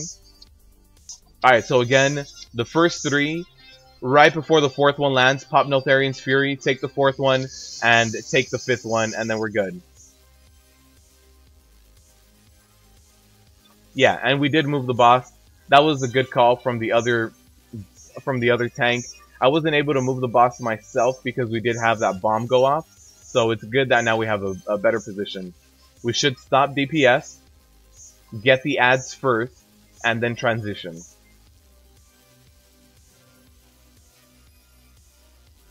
So here are the ads. Stop DPS on Kill Jaden. You guys see the raid warnings. Stop DPS, soak up Armageddons, kill the ads, and then we will transition. So again, Demoralizing Shout is up. It's either one of them is Demoralizing Shout, one of them is Neltharian's Fury. So just rotate those cooldowns. So I do have 5 stacks. Hopefully I get the taunt off. There it is. The ads are down. We're transitioning correctly. Perfect. So hopefully we get a ping. There's the ping. I don't like using Heroic Leap too much during this area because I've had it where I completely fall off the platform. After using Heroic Leap, I do get a sprint buff, so I've had it happen where I just fall. So be careful when you use Dash, when you use Heroic Leap during this phase, because it can get out of hand very quickly. You can absolutely kill yourself. So now that my buff was getting low, I run back, re-up the buff, and that might have been all the ads. We might have one more ad somewhere, but I don't. There it is. Alright, so there it is. Phase 3, Darkness of 1,000 Souls. It's all magic damage, so I'm going to pop Spell Reflect when it gets a little bit closer.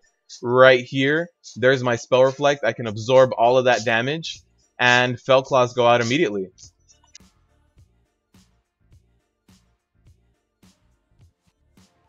So now we are going to have the rift over on the right hand side. It's good to know where that rift goes off. Alright, so I do have one stack of the Fell Claws on me, but I think it should fall off. Where are the obelisks? I see one back there. I see one right on me. Okay, I was able to move right before it happened. Alright, so again, 4th and 5th Fell Claw are just ignore pain and shield slam spam. Alright, perfect. So with this whole rift area, what you want to do is run in when the cast finishes, and the cast is going to be the 1,000 souls cast. Darkness of 1,000 souls, that's what it is. I'm sorry. So we do have the obelisk there, so I don't want to taunt and rotate. What I want to do is kind of taunt, take him back. Since I don't want to get hit by that obelisk, perfect. So here we go. We are going to have the cast soon, but I'm going to take a few Fell Claws first.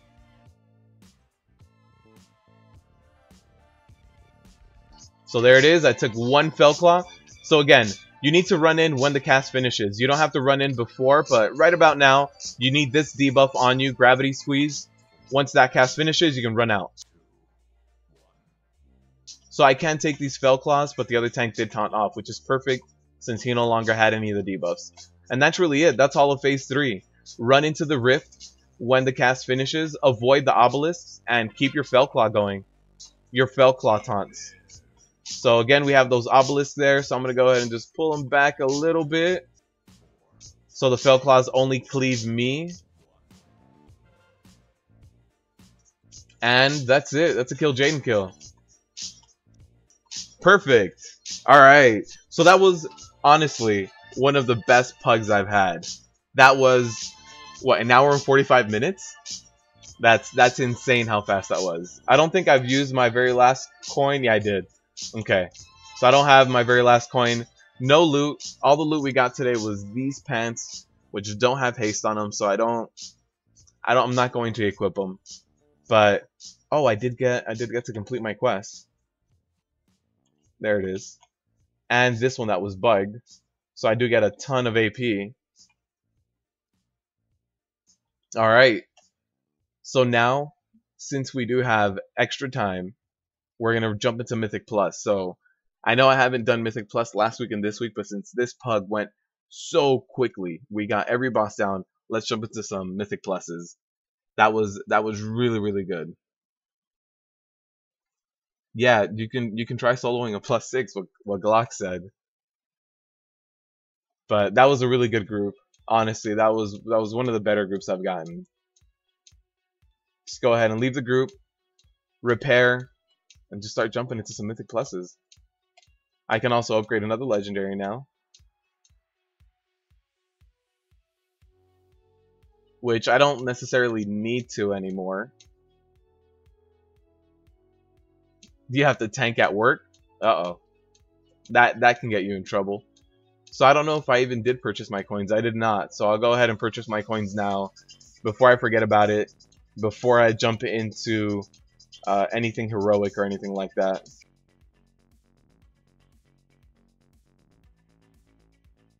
Alright, so let's try to find a group for anything above a +10. Here we go. Upper Kara, +14. I don't even know what the affixes this week are. It's Teaming, or Bolsterous Grievous. Uh oh. Bolsterous Grievous. Alright. So we'll see if we get accepted into that. If not, let's apply to a few other things. He tanks like he wants to be dead. Uh-oh. Spirit Bomb is actually really good too. Yeah, it did get a recent nerf because it was way too strong.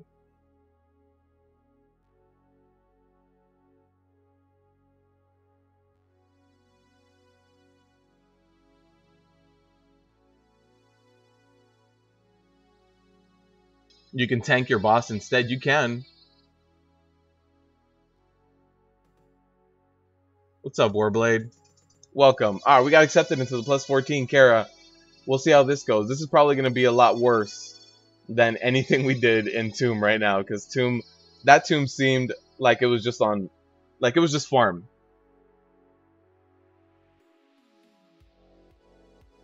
Man, I really did prepare for that copper. No joke. They did fix the quest clocks, yeah. So when we did it last week, we did it on Wednesday. I think they fixed it on like Friday or something. So finally got fixed. Oh, Warblade, I don't know, man. That was like a once in a lifetime Tomb of Sargeras run. We'll get into some mythic pluses now though. And let's see some god awful pugs, really? Legendaries has by any chance? Oh, the Demon Hunter. What is this bonus loot for? It gave me bonus loot for Kill Jaden? I mean, let's try. Hey, it gave me bonus loot for Kill Jaden. So there you go, guys. If you guys just killed Kill Jaden, you might even get bonus loot for it. For some very odd reason. That's an upgrade. That is an upgrade. There it is. So for some reason, it still gave me the chance to roll. I do need to... Actually, no, I don't need to do anything to these fans. That's just a flat-out upgrade. That's the first piece of loot I've gotten from Tomb here on stream. Alright, it's time for some Ripkey. It's time for Ripkey. Yeah, I haven't been doing too much Mythic Plus since Tomb came out. Even like last week and stuff. What is this? The key that I have right now is a +9. So I only did a +12 last week. Yeah, I've been focusing a lot more on Tomb.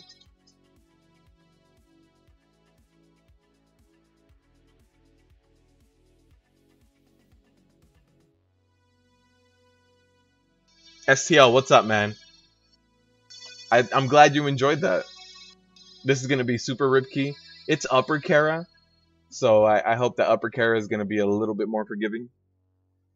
So if you guys don't have any extra keystones and you guys any extra roll coins, kill a boss, hurry the hell up to Dalaran, buy the coins, and then hit some kind of loading screen. And then you'll be good.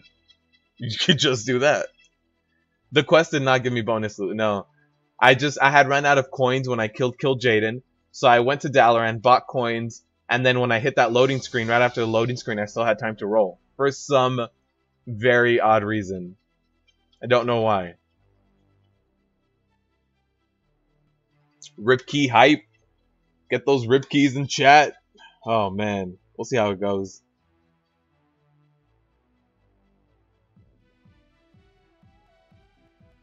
I'll just go ahead and give myself a food buff as well. Hey guys, look, it's Leafy. Leafy's here. I don't have to go Mog the new pants. They go okay. I mean, it's not the best match, but it's not terrible.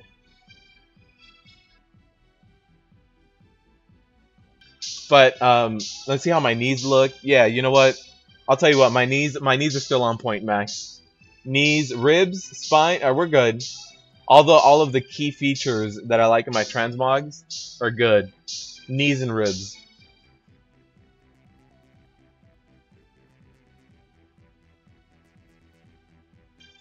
Ninja, do you play a dwarf? Ninja, if you play a dwarf, you actually do get lucky. So if you guys play a dwarf tank, somebody commented this in one of my videos yesterday.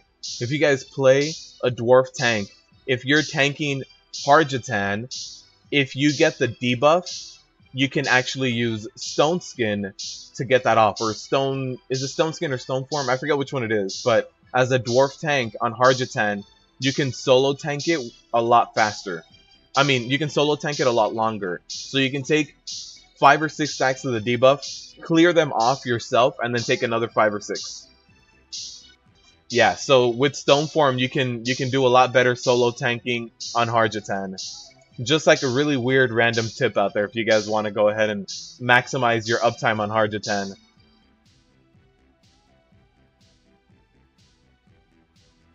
Alright, so I haven't done a Mythic Plus, honestly, in a while. I've only been doing like 1 a week while getting the boss guides out, so we'll see how this goes.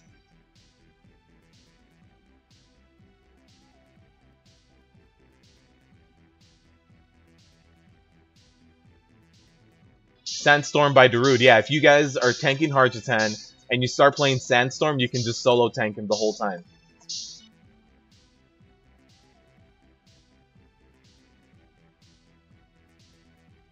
Go ahead, throw that stun out. And just run. Alright, I do have Grievous, so I don't want to run that much. Where's my healer? Oh, my healer's running a lot more than me.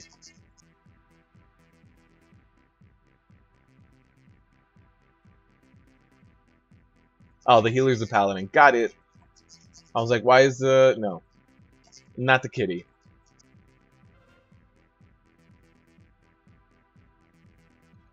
Rip Key. Look, we can only hope. There was only 3 wipes on Kill Jaden, so there's got to be some kind of complete rip failure here. I still like how when you look in LFG, a lot of the groups are like, yeah, we're running a +10 and we're expecting a 3 chest, but that system is dead. There's no more 3 chests. It's not a thing. Are we gonna get a res or are we running? All right, we're getting a res.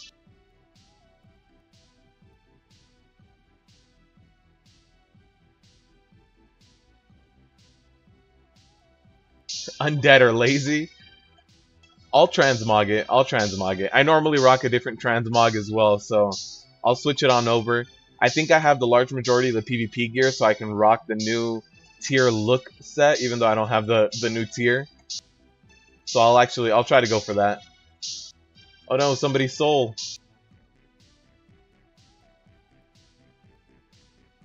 A feral kitty healer. Yeah, it is. You guys haven't heard of the new one? Well, do you guys remember, I forget, I think it was in Wrath, when feral kitties were actually pretty damn good off healers? There would be arena teams that just had 3 people and just had feral kitties as their healers. So feral kitties could stack up 5 stacks of a buff that made their heals instant, and they would just jump out of kitty form, heal everyone, and then jump back in, heal everyone. Like, it was insane. So I think that's what this one's doing, right? It's not a thing?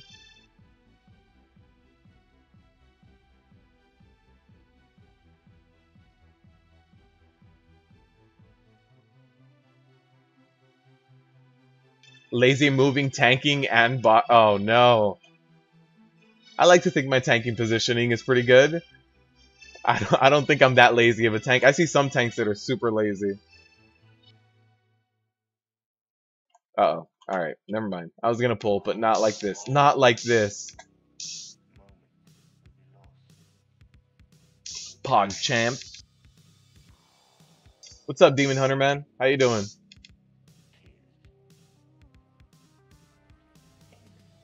They were cat weaving, so it is still a thing, you see? People are still doing it.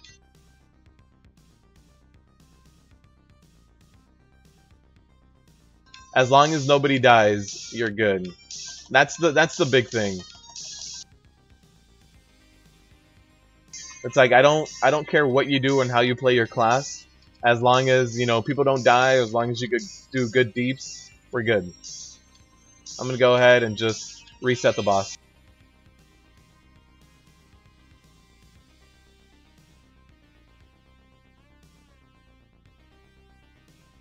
Alright, so now I can go ahead and pull the other group. Lazy tank.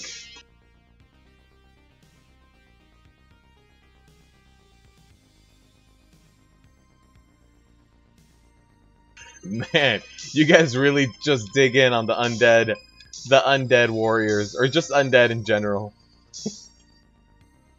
Is this the wrong time to say I started a new toon that's a mage, but it's an undead as well? Is this the wrong scenario to say this? The wrong environment to be admitting that I made another undead?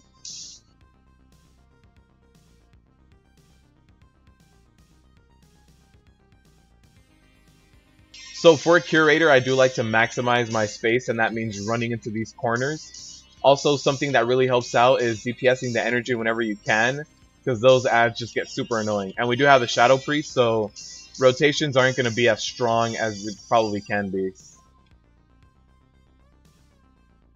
So whenever I can help out on the damage, I will. It's something that I don't see a lot of people really do. Like that damage is a little bit out of there. That energy was a little bit off ways.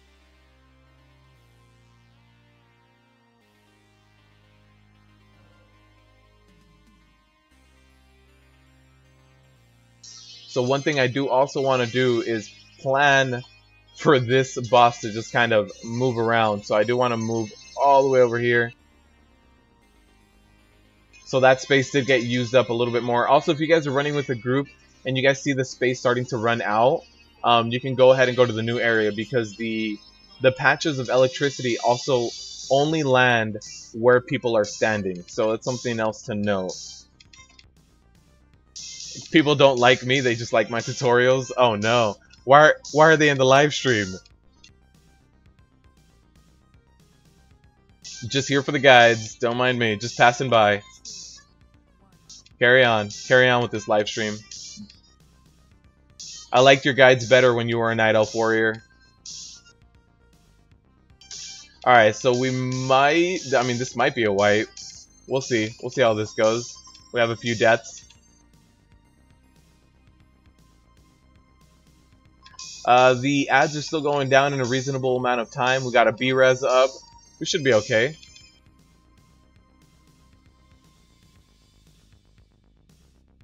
We shouldn't like run out of space anytime either. 20% left.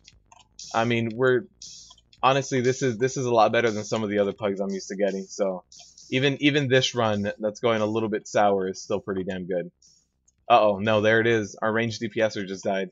I had to jinx it.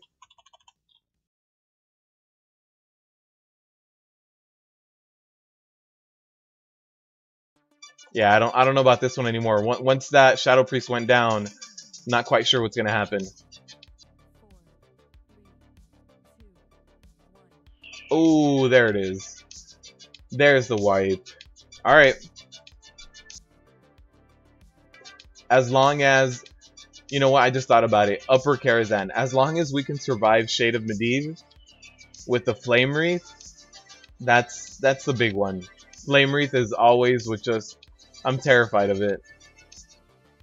Anytime if I ever get to Shade of Medivh and we have something like a Demon Hunter with us for Flame Wreath, I'm just terrified. Instantly terrified. Lightly minced animal organs. You're here for the pony tits. My favorite. Rip Key, absolutely. This is, yeah, turning into a Rip Key.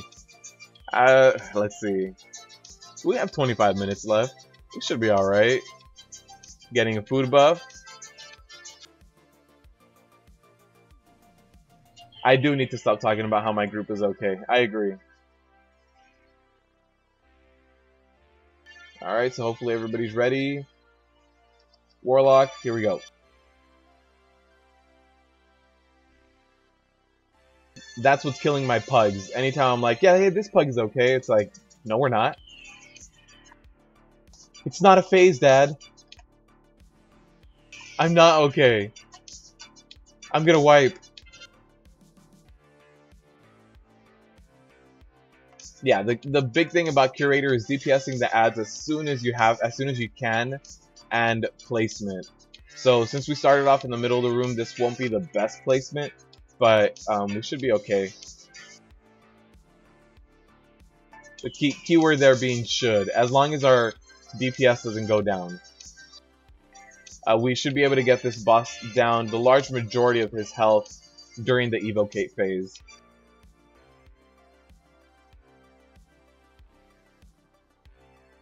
So yeah, something like where if you guys see where the healer's standing, now we're kind of stuck in this corner. Now people need to walk over the electrical area to get to new areas. So that kind of sucks when depending on your position. So you just have to note that. Here we go. Here's the evocate.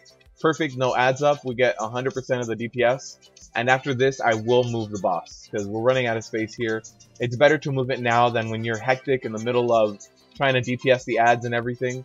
So I'm just going to go ahead and move the boss.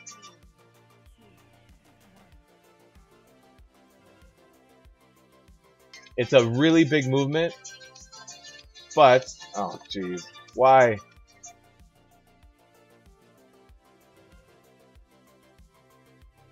Alright, so it's a really big movement, but should be alright. Hopefully everybody can catch up on their own accord. Since we do have Grievous, it gets a little bit tough, but everybody made it. Everybody's out alive. The kitty is kitty weave healing.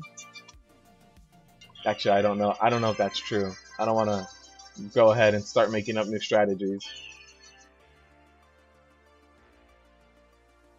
Zug zug. Get some good orc peon noises here. Work work. Ah. This group is boring. This group is just doing mechanics and handling things, getting my plus 14 for the week. This is ridiculous. I don't know how I feel about this.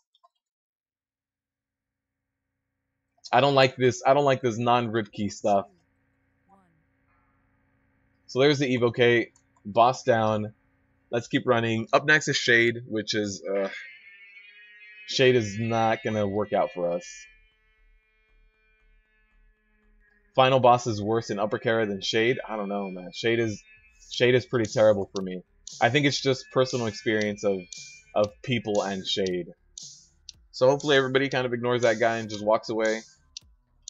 We don't need him. We don't need that percentage. Uh-oh. Somebody's gonna die. Yep, somebody for sure. We're gonna get at least one death. The fell orbs are up.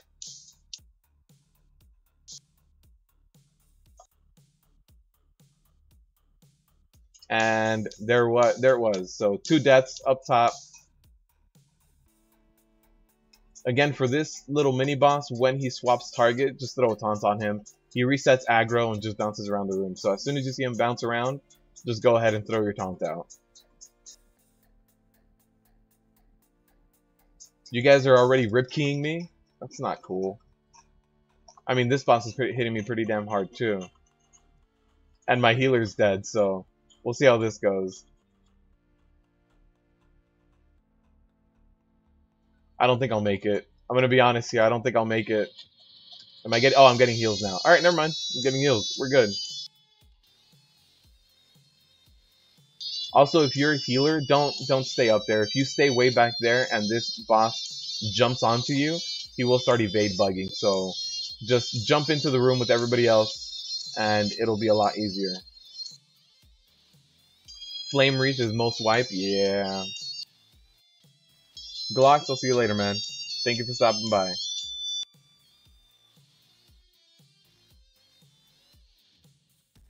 Yeah, I don't understand why Flame Wreath is that terrible either.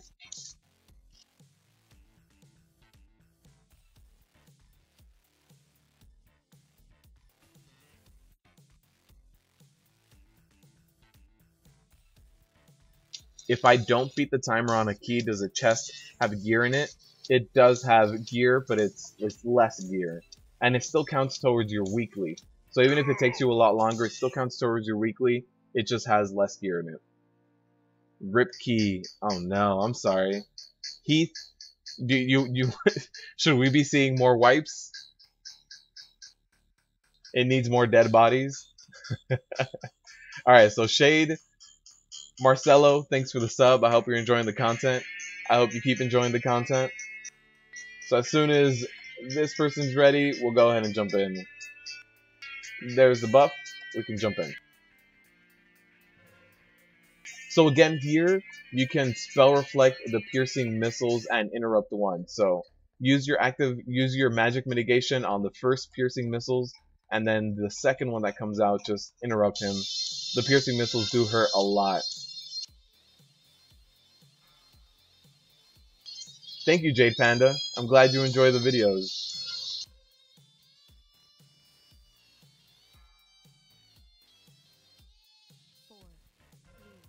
I remember you told me your computer's a potato. Alright, hold on. Here's a Ceaseless Winter. Perfect. As long as it's not a Flame Wreath.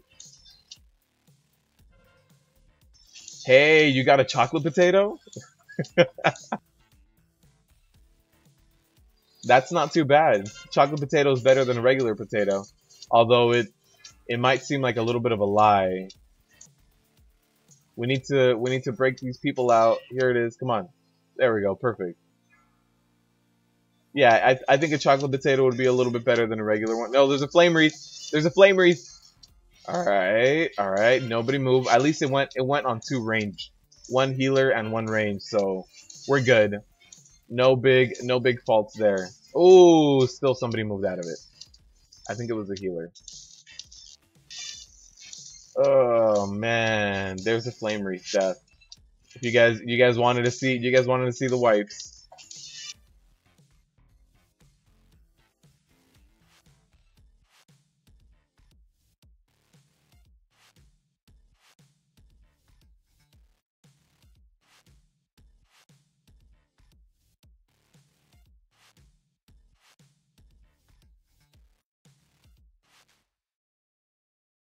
If Easter and St. Patrick's Day had a crossover, a chocolate potato. Man, I find it hard to think about eating a chocolate potato, but I mean, chocolate should make the large majority of things better. Join Blizzard for the Peon voice. That'd be cool. That'd be cool to be able to work at Blizzard. Not even necessarily on WoW, just overall at Blizzard. I've been a Blizzard fanboy for a while. I used to play the old school Warcraft RTS. I used to play Warcraft 2 and Warcraft 3 a lot. So hopefully everybody steps up. There's a piercing missiles. Go ahead and interrupt that one. That one caught me a little off guard. Next one, I will just reflect back.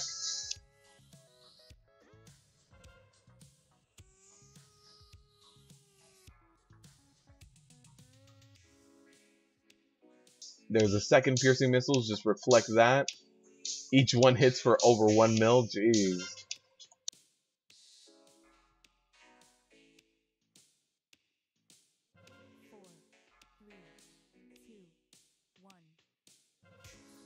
Alright, here we have Guardian's Image. At least it's not Flame Wreath. It's a good thing. What we need in this group is the DPS that I had in Tomb of Sargeras with the raid. That would be amazing to have during this plus 14. Not potato. Unless I want to be undead in real life. Uh-oh. That's no. I'd rather not. Chocolate goes well in chili. Are we talking about chili like beans chili, or like just like peppers? Because spicy chocolate isn't too bad. Although I don't know about chocolate inside of like the beans chili. It's a little different. Alright, hopefully we get that Infernal Bolt right on him. Perfect. Break that person out. There's a reflection on the piercing missiles. I did interrupt the last one, so we should be good to go. Here's another special ability. The DPS is a little low, I think.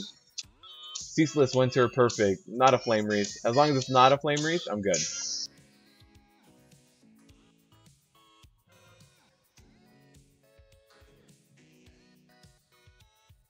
So I do need to use Demoralizing Shout for that piercing missiles. Oh, there it is. Because my interrupt and my spell reflect were down. So that's going to hurt a lot, but it was survivable. Doable. Should have used another cooldown, actually, since it did hurt that much. Uh-oh. Uh-oh. Ooh, okay. Okay. Please. Please don't move. Please. Alright. We're good so far. I think the last time was the healer, and the healer didn't get it this time, so we're good. We're good this time around. Perfect. Perfect. Mana Devour, easy. And then we have the final boss. 13 minutes. I think we got this. I don't think it'll be too bad. Did the dude die to a frostbite? In the first time around, yeah, no one was interrupting the frost. I don't know why. As a tank, I save my interrupts for the piercing missiles since it hurts like hell. But yeah, the DPSer should be on that frost debuff.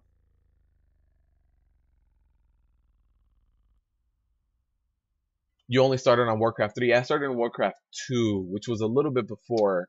I didn't start as soon as Warcraft 2 came out, but I did start on it a little bit after Warcraft 2, then jumped into Warcraft 3. I tried the original StarCraft a little bit, but I preferred the Warcraft 3. That was when both the RTSs existed, and I preferred Warcraft 3. Alright, so we'll wait a little bit for that rat to go away. Hopefully nobody pulls it. Oh, I think somebody just made it stay in place. Perfect.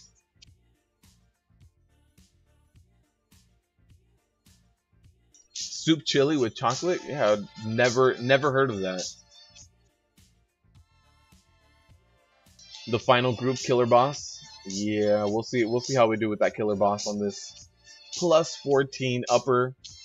I mean, we're doing good time so far. Definitely not the perfect run, but for a plus 14 it's going pretty good.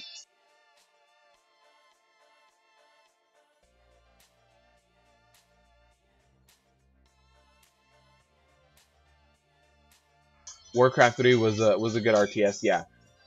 For me, I've also played like Civ. I played a little bit of Civ 5. I've played StarCraft. StarCraft 2 was good. I did enjoy StarCraft 2. I played that for a while. I wasn't the best at it. I think I was just gold ranking, if I remember correctly. But yeah, I played StarCraft 2 for a little bit. I didn't play once the expansion started coming out, but as soon as StarCraft 2 came out, played that. I played Civ. I've played a few other RTSs. I was very into RTSs for a while. The thing that Warcraft 3 really introduced me to was tower defense games and Dota. And then I got really into Dota for a while. But also tower defense games. I remember being really into the mall games. If you guys ever played any Warcraft 3, I was into like Winter Mall. Then there was like Final Fantasy Mall, and there was a mall for everything. And I remember specifically liking Final Fantasy Mall and Winter Mall the best. But those tower defense games really got me addicted.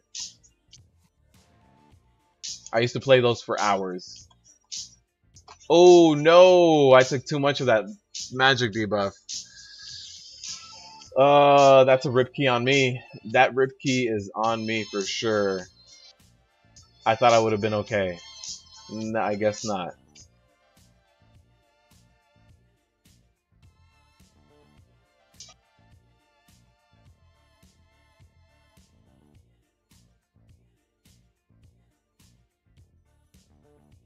This is for sure a rip key.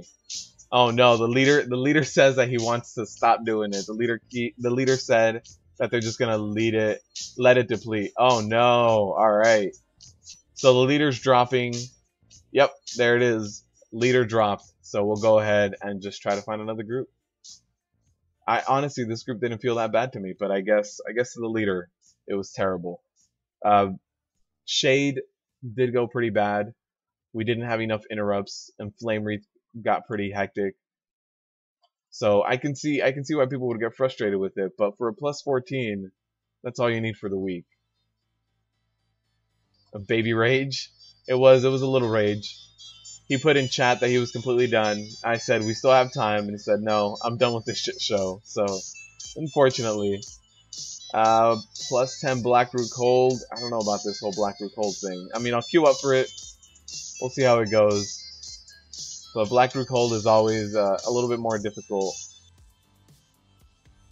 I don't see much. Oh, there it is. A plus 12 Maw. Has no one else in it right now, so we'll see. There was a plus 15 that had no healer. So I don't particularly want to join a run That's doing plus 15 without a healer. Yeah, you guys got a rip key today. You did get a rip key. Plus 12 Maw. I'm not crazy about Maw, but we can do it. There it is. Plus 12 Maw. Go ahead and run on over there.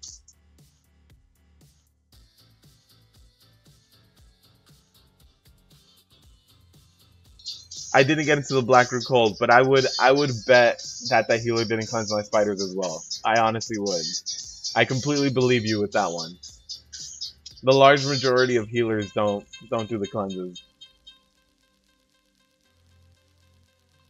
Honestly, Devourer is not that bad of a boss.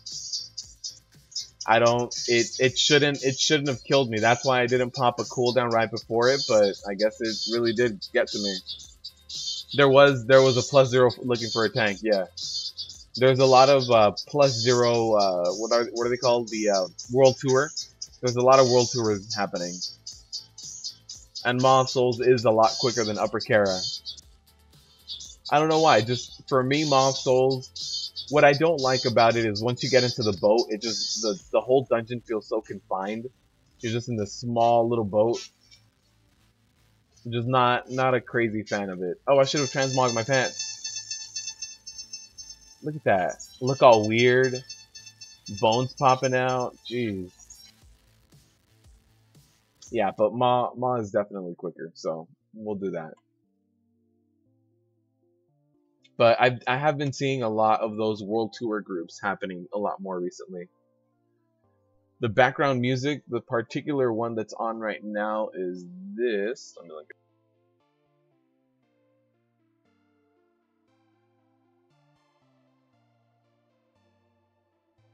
It sounds terrible. It really, yeah, that song in particular, I'm not crazy about, but since this is a full album, whenever I hear that, I'm like, I need to skip this song. I need to skip it. But I just skip the particular song itself. Have I ever played a prop paladin? I have not played a prop paladin in a very long time. But Chris, when I do a raid, I prefer having a prop paladin with me. So prop paladins are very good. They have a lot of utility, a lot of really good utility. But I haven't really necessarily played one. But since they are strong and they bring, I like the fact that they bring a lot of utility to the group. So with a prop paladin, you can make mistakes and still catch up, right? Ninja. Yeah, if you bring a prop paladin, you can have those mess ups and still be able to continue just fine. So if you mess up, the prop paladin can still bop you, get rid of a few debuffs with that, can get immunities out there. Prop paladin can even spot heal if it really comes down to it. Not the best at doing it, but honestly, it can still get done. So prop paladins are my favorite off tank to have, but I've never necessarily done them myself.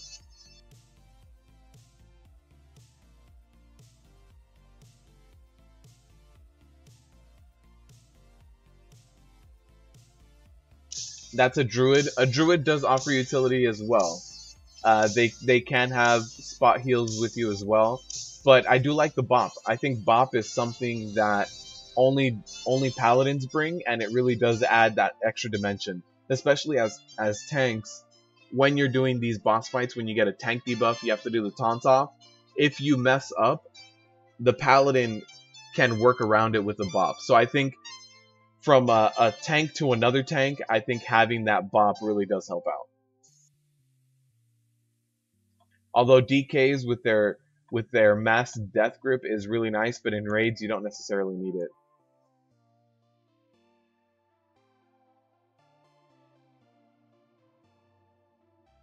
Ninja just has a little bit of experience with experimental music. That's it. He has a background in that experimental music. So we'll go ahead and just keep trying to chain these pulls a little bit more, since we do have a lot of this non-elite trash here.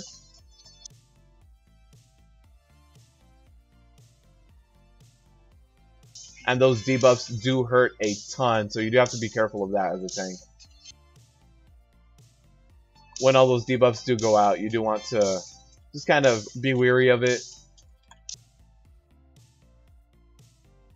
Oh, it's bolstering. What am I doing? I don't know. I'm sorry, guys. That's completely on me. I was like, what? I thought it was raging. Yeah, with bolstering, I completely messed up that. My item level right now is like 915 or something, 917. So my item level is getting up there. I mean, the one in the bags is 927, but that doesn't count. It's not what I currently have equipped. Once this grievous wound goes off of me, I'll go ahead and keep pulling.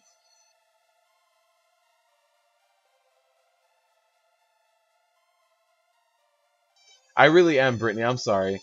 I haven't done a Mythic Plus in like 2 weeks. I've just been doing the one that I need to do for the week, and even then I don't do the plus 15. So I'm sorry. I've just been Tomb of Sargeras mode lately. So I'm sorry for the mess ups. Not being the ideal tank today. Yeah, since I've been you know, analyzing logs and looking at the fights. Lately, what I've been doing is just kind of looking at the fights between heroic and regular, and starting to get those ready to bring those out to the channel. So it's just Mythic Pluses have been on the very, very bottom of my list. When before it was just the Mythic Plus stream every week. Alright, so we're good now. We can go ahead and pull this. Our healer needs some mana. So before I pull, I'll let the healer drink up. We do have a shaman healer. And kill Jaden Rhythm? Yeah, I'm waiting for the Fell Claws.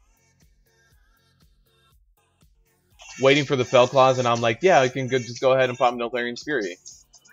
So one thing with that Dark Slash, it does hurt a ton, and you need to pop a cooldown every time in something that's this high of a Mythic Plus. And a Magic Mitigator is perfect. Something like Spell Reflection reflects it right back to the boss. So if you have the new Legendary Pants as a Prot Warrior, this whole Dark Slash thing is just not going to matter. You have 2 stacks of Spell Reflect, you can do this dungeon very easily. Those pants were made for stuff like this.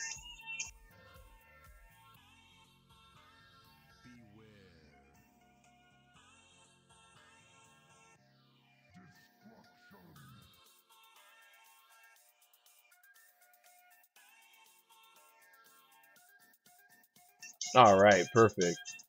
And that Demon Hunter, can he make it? Alright. In the upper curator room? Yeah, it happens.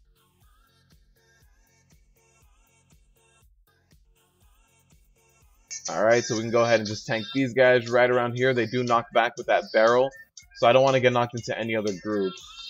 So, terrible camera angle. Oh, speaking of D3, how's the whole new Necro expansion? I was considering jumping back in. I try to jump into Diablo every time they have a new season, hit max level and see what the new builds are. But how's the new Necro thing going? We all have dirt moments, absolutely. Yeah. I for sure, I'm guilty of that. That's why sometimes when I'm pushing like brand new content, I'm like, I can't be live streaming this because I know I'll look down, I'll read the chat, and by the time I look back up at the screen, everyone's gonna be dead. I need to not derp out. I need to focus on this. And I can fraps it and then edit it later. So when I push new content, that's when I get guides out to you guys that are a little bit more formatted, but live stream of doing this and looking at chat and jumping back and forth, it's a lot. Oh no, you haven't had a chance to pick it up? Well, Brittany, now's your time to grind out the auction house a little bit more, get your WoW tokens and pay with WoW tokens for it. There's a lot of money to be made right now since people are still grinding through heroic and mythic Tomb of Sargeras. If you spend a lot of your investments on consumables, you can make a lot of money right now. I think I bought like 4. Uh-oh. I think I got like 4 WoW tokens the other day. I'm preparing for Destiny 2. So if you guys like Destiny 2, I'm very much considering bringing that to the channel. The first Destiny was a game that I loved, played a ton of. So with Destiny 2 coming out, that's another game that I'm really looking forward to. I should jump into Diablo 3. Snubsy, how is it? I know you've been playing. You mentioned it to me. How's the Necro? Is it like just a crazy, insane, overpowered class right now? Is it a hero class basically? Why did they bring this guy back from Wrath? Enchants are pretty expensive. Yeah, there's a lot of things you can invest into. People are getting new gear. People are just eating stuff like crazy, all their consumables. The runes, if you guys farm like LFR or heroics or anything like that to get those runes whenever they're dropping, whenever your roll is short and you get that extra bag, those runes sell instantly. Like anytime I put up any runes, they're crazy good. So what I did was right before the new Tomb of Sargeras raid came out, I ran a ton of LFR, a ton of heroics when those bags were up to farm AP and get those runes. And I sold, I want to say I had maybe like 20 stacks of those runes as soon as they came out. So yeah, and those runes are just selling a lot. Anything that endgame progression raiders are using, I mean, they all want to get server first a lot faster than anyone else. So getting that, beating them to that race and feeding them, keeping them supplied is very important.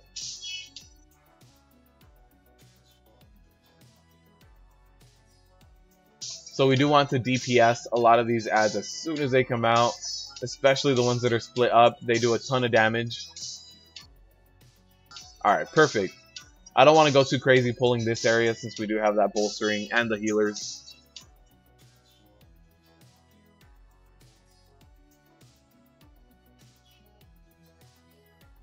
Pretty fun for the new Necro stuff. Is it viable to push greater rifts with 2 Necros? I haven't seen anything on Necros, but I don't know how they work. So I don't know if they're even that powerful or anything. The BOE drops from Tomb of Sargeras are also definitely really good money as well. I've gotten one so far. It was pretty basic. It didn't have that much on it. It wasn't Titan Forged or anything, but that was just about 1 token for me. You should be a rune dealer for sure. Absolutely.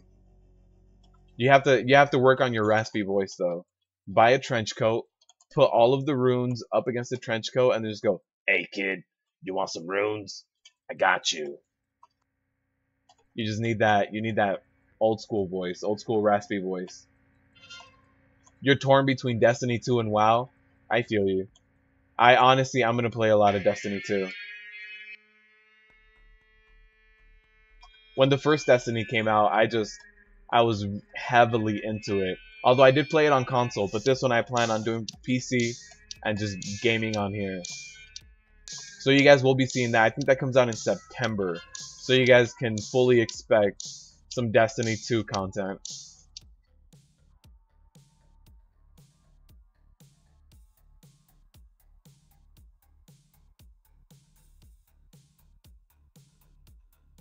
You do need to pull 2 of these groups in order to get the right amount of percentage.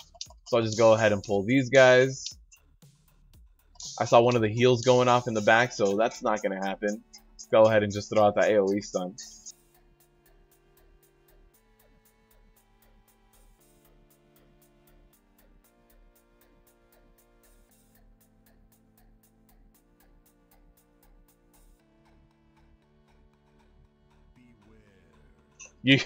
You'll give me runes. I'm gonna need to take a cut of that, Brittany.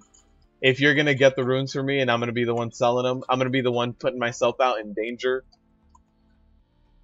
I'm gonna need a little bit of that cut.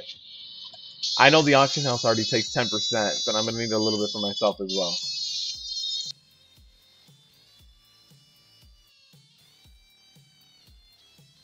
Alright, and with this, we should be absolutely good, unless I overdid it. I did overdo it, actually.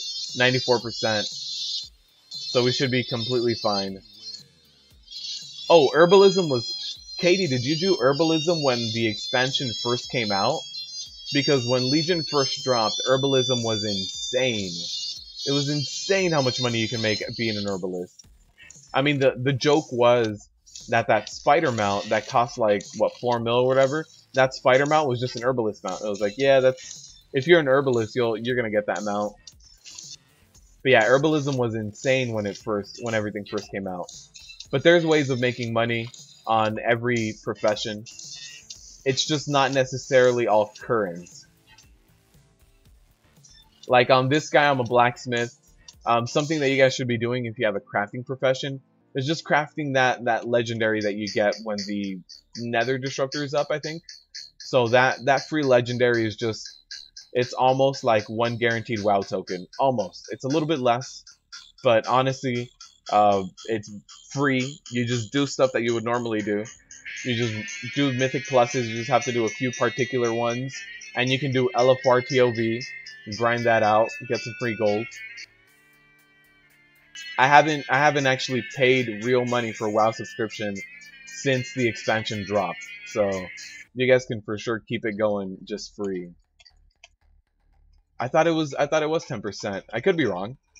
It could be 5.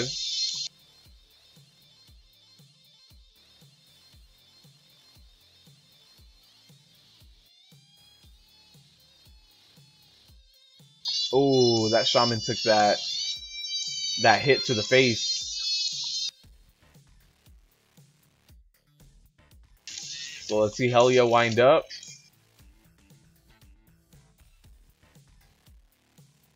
There's a wind up. You have to switch sides. Hopefully nobody gets hit. Alright, we're good. Yeah, oh no, my healer just went down. Alright, we'll see how this goes. I don't think my healer has a self-res up either. So I'll go ahead and hide in the corner. Take this debuff. Hopefully I don't die. Oh no, this is a wipe for sure. Yeah.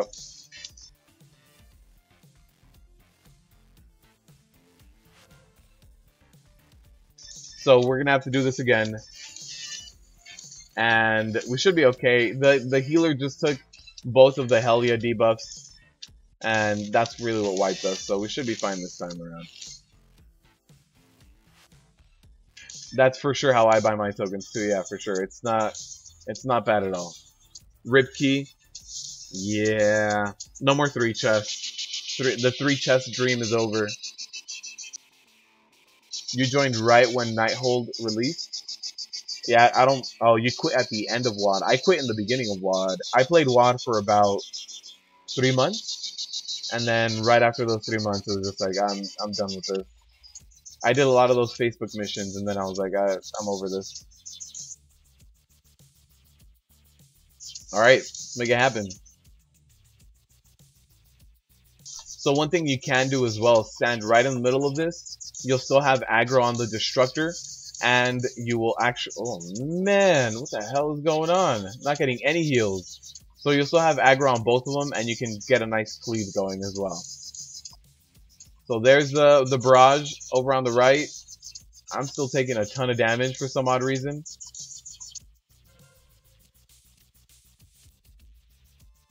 I'm just going to go ahead and just start using defensive cooldowns right now. Because I'm taking way too much damage. I mean, what the hell is this? I don't think this is me anymore. Oh no, healer's down again. I think this might be another fail rip key. Yeah, the party leader just said, F this. I think they're gonna just quit and drop this group. The fact that keys don't actually deplete anymore leads a lot to this. Leads a lot to people just dropping the group. Come on, just take me out. There we go. So we have 7 minutes, but we'll see if this group falls apart. Congrats on the wipe. Thank you. Thank you. I hadn't gotten enough of a repair bill today. Today was a little light on the repair bill. Katie, definitely, you should feel privileged that you didn't touch WoD. Absolutely. And yeah, Garrison's made it feel like a solo campaign MMO.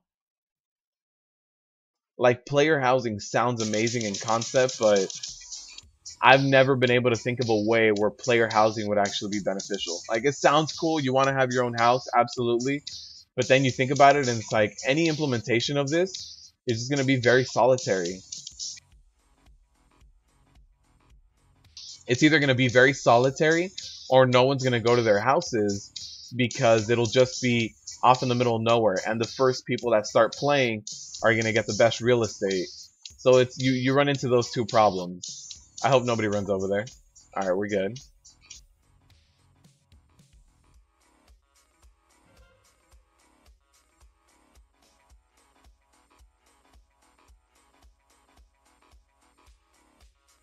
We'll see where the windup is.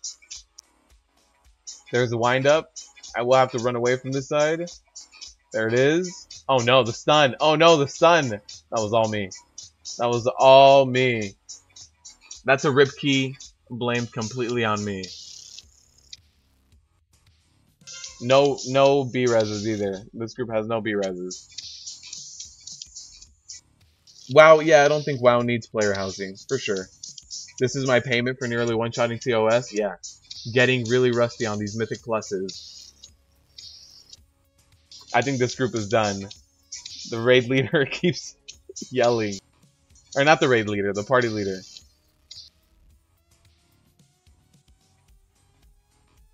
What is the price of a token? It depends. If you play EU, the price of a token is in the 200,000s.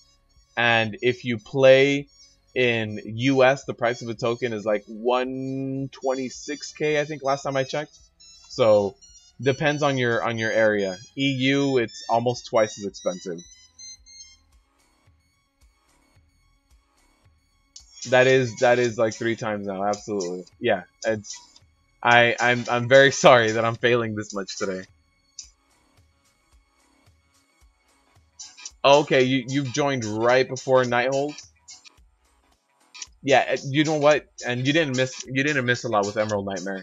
Emerald Nightmare wasn't like the end all be all of raids. I think Nighthold and Tomb of Sargeras are much better. So yeah, if you guys are in terms of the raids in this expansion, Nighthold and Tomb are just a lot better. Emerald Nightmare there was a few fun fights. I think I liked some fights that maybe not everybody else liked. Like I really enjoyed Il'gynoth because it was a little bit different. But they were all pretty formulaic. Like I feel that Tomb of Sargeras has a lot more of the fights where you fight with the environment. It's like the environment's doing all this crazy stuff to you. You have to deal with it in these different unique ways. And Emerald Nightmare and Nighthold were more just, here's the tanks, tanking debuff, the healer's dead, the healer's dead. I think this is it. 3 minutes left. Yeah, we can't do this.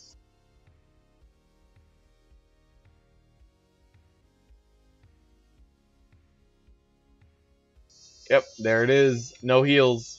No heals gets us. Yours is 245k. Yeah, so you're playing on EU, and EU tokens are just super expensive. Yeah, I mean, maybe we can try it. All right, so nobody's rage quitting. Nobody's rage quitting. I mean, the party leader is raging, but not rage quitting. Yeah, you guys wanted the wipes. You guys wanted the wipes. Here they are.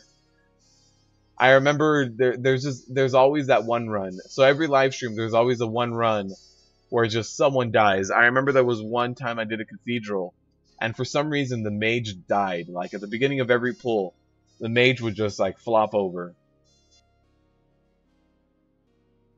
TOV was a good medium rate. Like TOV was, I think it's right below Nighthold. I think Tomb of Sargeras is first, and then we have Nighthold right after it, and TOV right after that. But I think TOV is a little bit better than... Oh, Jesus Christ, no heals, really? Like, that's not even... Oh, man.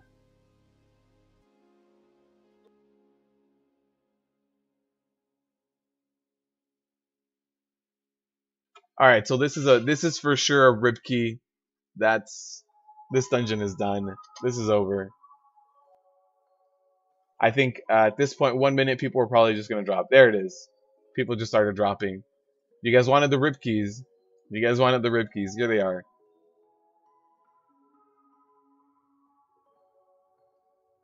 Yeah, if you went into Nighthold doing normal, heroic, and mythic, absolutely.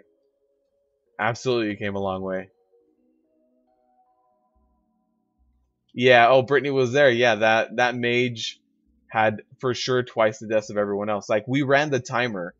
The timer was completely over that run, but the mage was still just dying and dying over and over again. Let's see. Here's a +11 vault, but it doesn't have anyone else in it, so I don't want to sit in queue forever.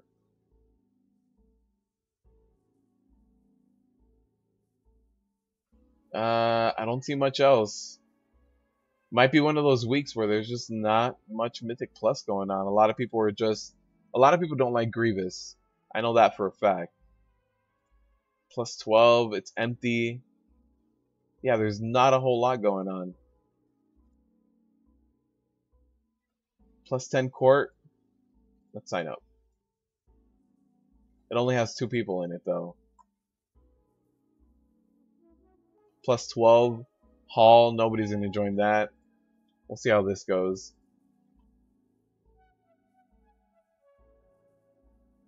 Is the healer a viewer too? I don't think so.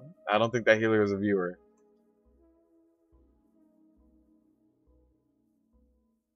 Are they yelling at me to mitigate? No, I didn't. Man, I've had that happen once. When was it? I think when TOB launched, I was doing some kind of Mythic Plus, and we all wiped, and the healer said, "Man, this fucking tank." And when I went back and looked at the combat and looked at what I was doing, I didn't know why the person was mad. It was in an HOV too. I remember it was HOV Mythic right after Himdall, that really big group. I pulled it. I tried to tank it, and I just took too much damage and died. And they were like, "This fucking tank doesn't know what he's doing." Oh, I remember. It was the week that the new Mythic Plus affixes came out, and it was explosive. So I pulled the group. A bunch of explosive bombs came out. They went off because the DPS didn't kill them, and it was like, this fucking tank. I swear to God. I still don't know how that was my fault that nobody killed the fell explosives, but it was my fault. Entertainment value has increased greatly. I'm glad you're enjoying it, Keith. I'm glad. My favorite X pack? I would say my expansion that has the best memories is for sure Wrath of the Lich King, and that's just because at that point I was endgame raiding. I mean, I was playing the game a lot. I had an alt of every class except for a warlock, but I had alts of every single class, decently geared out. I remember running Wintergrass. I was gonna go look. Running Wintergrass was free gear, so I would run Wintergrass, get them decently geared, and Wrath of the Lich King is actually when I started tanking. I switched over from a Rep Paladin I was either Rep Paladin or Holy Paladin, depending on what role was needed. I would jump around between that and what the hell am I doing? So I would jump around between those roles and actually go ahead and start tanking. So that's when I started main tanking.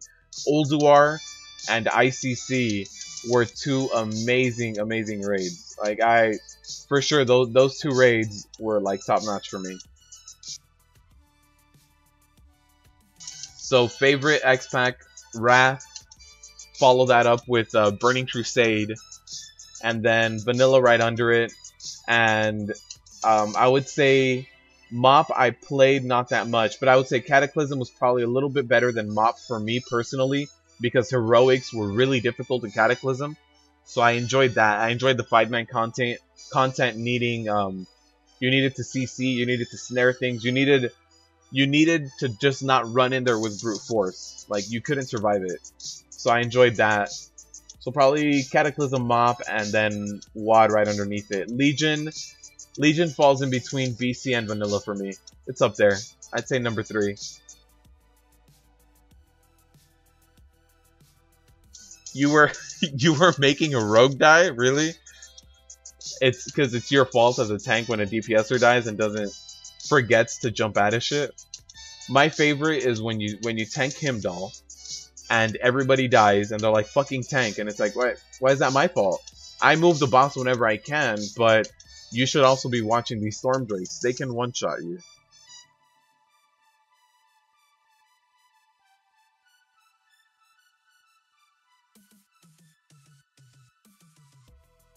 Yeah, my favorite is when a healer or a DPS stands in something that's a one-shot, and then they blame the tank, and it's like you were standing in something that does like 7 million damage. I can't. There's not much I can do for you.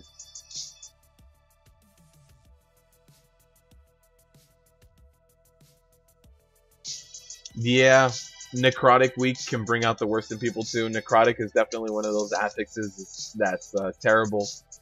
What I noticed in Necrotic Week is that even if you run away, like as a tank, as a warrior tank, I have the luxury of having an AoE snare.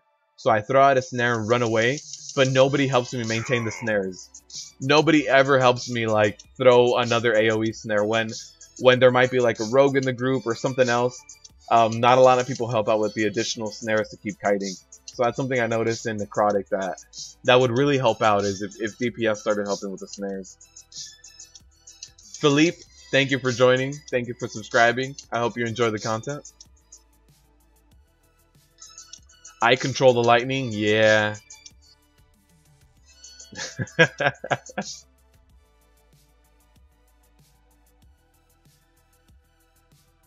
Okay, you're putting... So Ninja, we're very close. If you swap Vanilla and Cataclysm, that's the same order, so we're very close. Revenge was buffed with Friendly Fire Cleave. This game would be so different with Friendly Fire.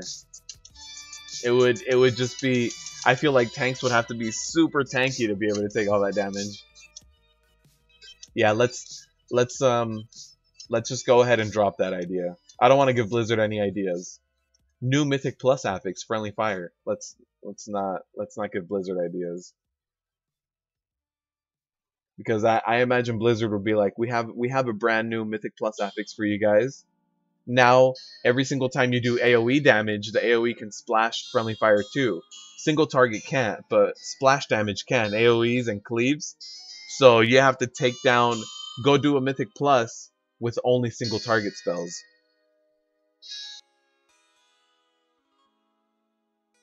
Friendly Fire would be everywhere in cities. Kind of like that bleeding debuff that became a giant thing.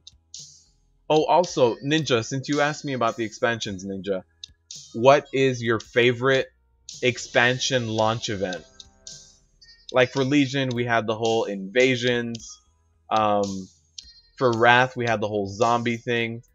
BC, there really wasn't one, and I can't remember what the Cataclysm one was. But every expansion has had a pre-launch event.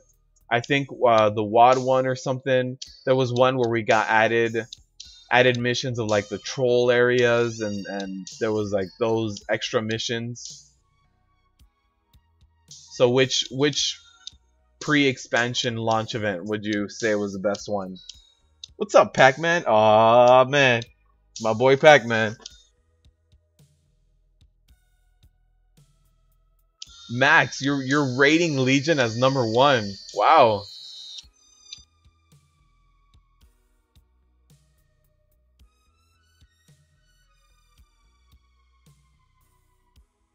Tanking with no AoE, yep.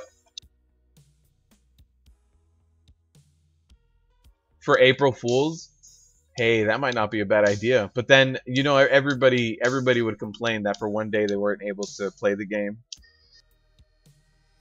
Nax launch, having the ziggurats, or not ziggurats, the necros on top of the main cities and raining down those undead. That was pretty cool.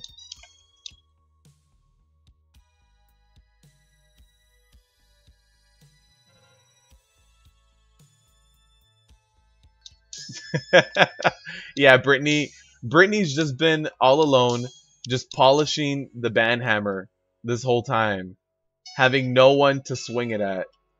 Alright, so we're doing a quarter stars, plus 10, keeping it nice and simple.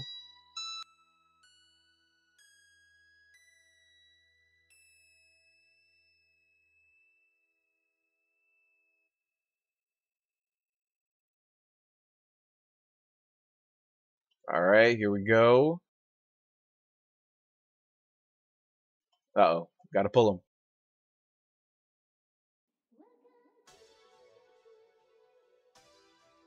Alright, perfect. Pac-Man, oh, now Brittany's back, completely into the chat now. Ready for Pac-Man to say something. Pac-Man, thank you for stopping by, man. I noticed that it was your other account. This is your mobile. Thank you for stopping by. Hope you're enjoying your vacation so far, man.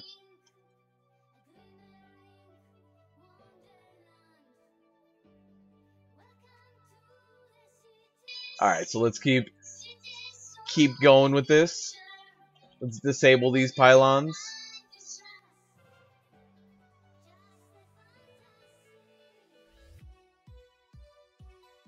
Yeah, the hammer hasn't gotten very much use today, unfortunately.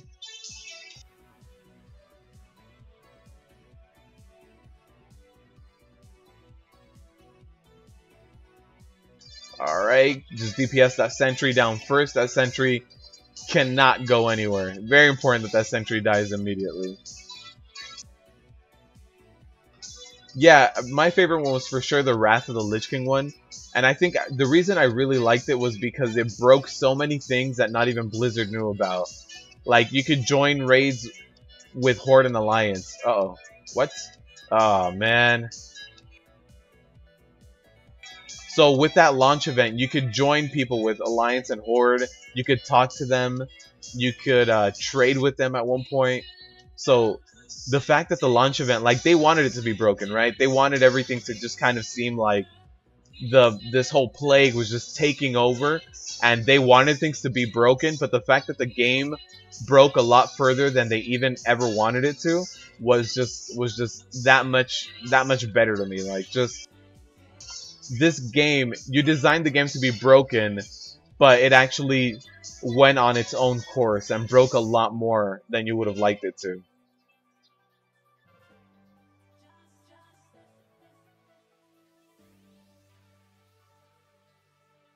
Alright, so we have someone going over there, getting the poison ready. Actually, we'll clear this way. We'll clear this way. I was gonna clear the other way, but we'll just go ahead and clear this way. But we got some poison going. Gonna go ahead and stun that so that cast doesn't come off.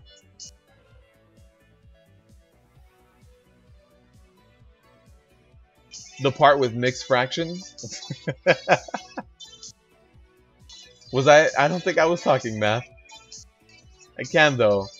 There's been a few videos where it's like deep dives. When I did the deep dive on Devastator versus Indomitable, I felt like I was just talking math to everyone. I thought everyone was just gonna fall asleep and die.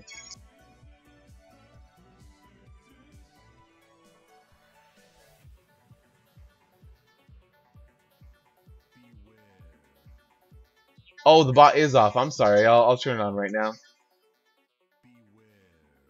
Everything still keeps track, but the bot won't actually talk in chat. But it does keep track. But I'll go ahead and turn it on right now. And I knew I was forgetting something too.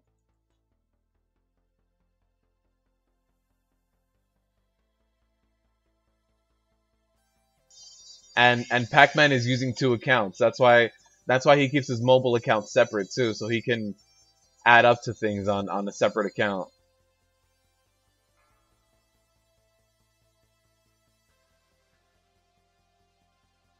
Alright, perfect. So once we get that, I don't know if we'll actually get a res, or a person will run back. Yeah, we got a res.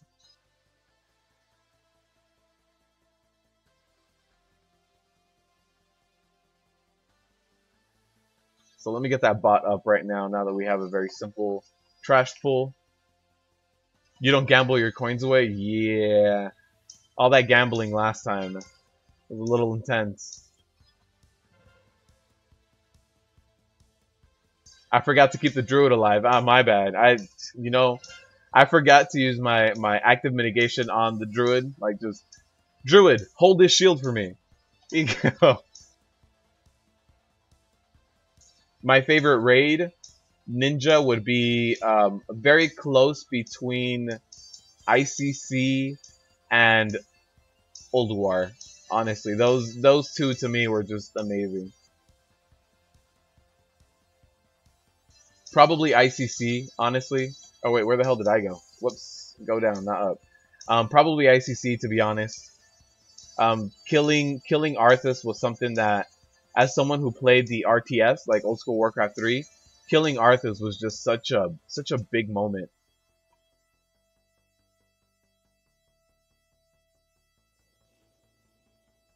Yeah, the killing of Arthas was just insane. So that was for sure it for me. The house lost a lot. Yeah, you guys definitely came up on stuff as well.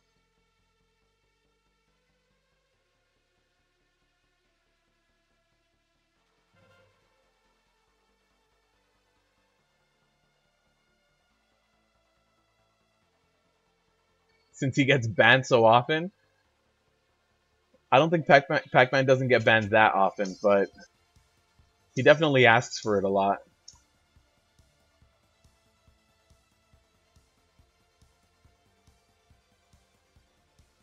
Alright, keep getting those stuns off so that these imps go down.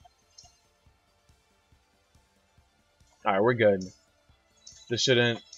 These imps do kind of add up when it is bolstering, and they... Oh, no.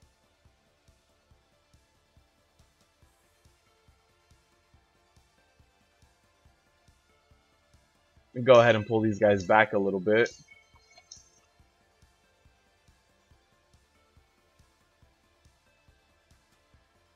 This imp is just really killing us for all the bolstering stacks it has.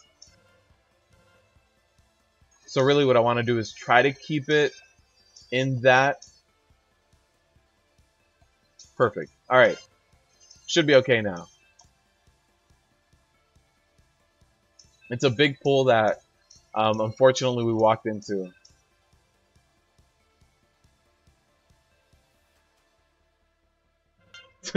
To play with you on the crazy banhammer. Ouch. Ouch. Yeah, that pull was way too big, had way too many cooldowns. I mean, just 3 stacks of bolstering on each one of these guys. Let's try to see if I can run back. These little guys need to go away. Here we go. I'm good, I'm good. Hopefully I can make it back in time.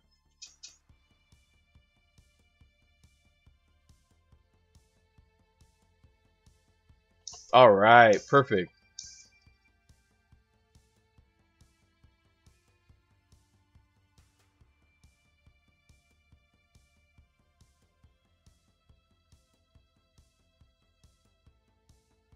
Oh, did somebody else die? I think we're waiting on someone. Alright, we're good now. Alright, they want to go to the other side. My bot is still busted? Yeah, I was trying to load it up right now. I haven't connected it to the chat yet.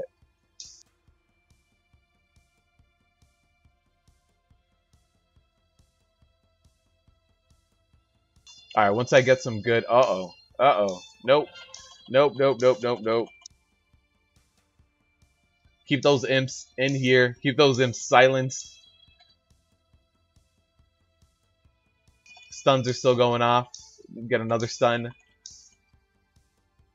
Alright. And the spell reflect, just in case. Get one of those interrupts. Good to go.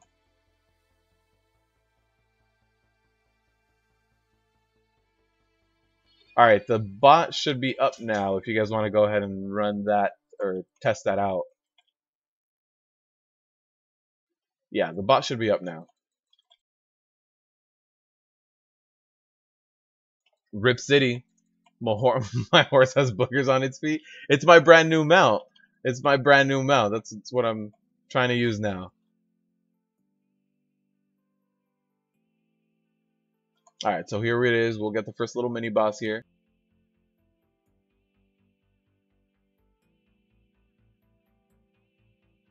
There it is. Bots up.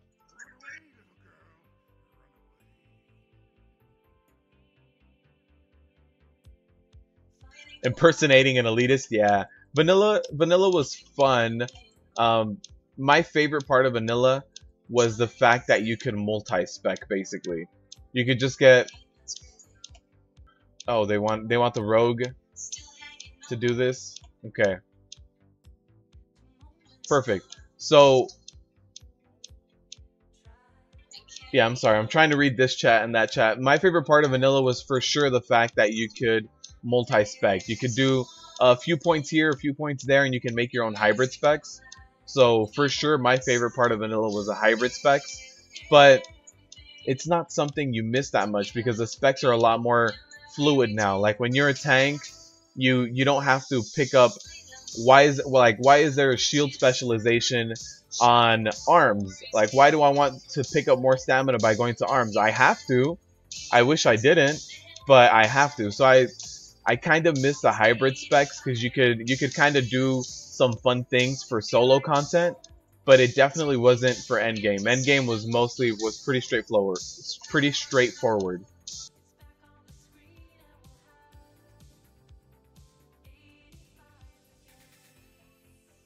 PvP and Taran Mill was the best part of vanilla. Yeah, also just world PvP in general without flying mounts. Now with flying mounts, world PvP just kind of disappeared. Alright. We are gonna get this flower too.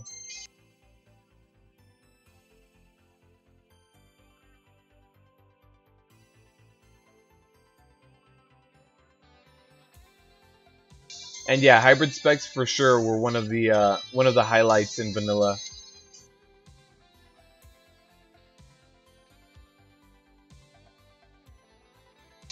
That's really the only part I miss. But the fact that specs are a lot better now, it's just it makes life a little bit easier.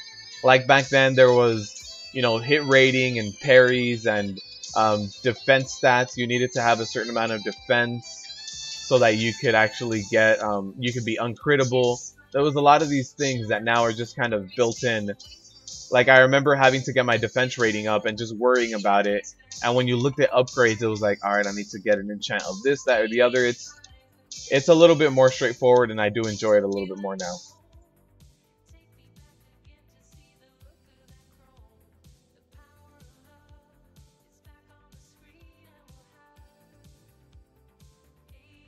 Alright, we'll be able to get the boss pull going right now, right after this. We don't have a demon hunter, so we'll see how we do on the next little encounter.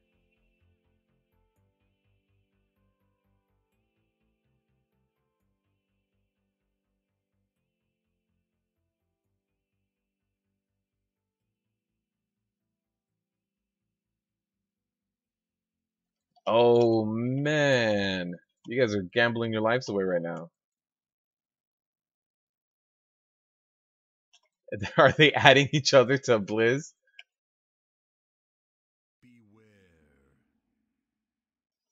Philippe, there's for sure a much it's a different game than 2 years ago for sure. Legion is a lot about what happens more. It's more in the moment, I'd say. Like I remember when I would main tank in Wrath, there was a lot of downtime where I would import my character and do like my own calculations of armor and mitigation and effective HP.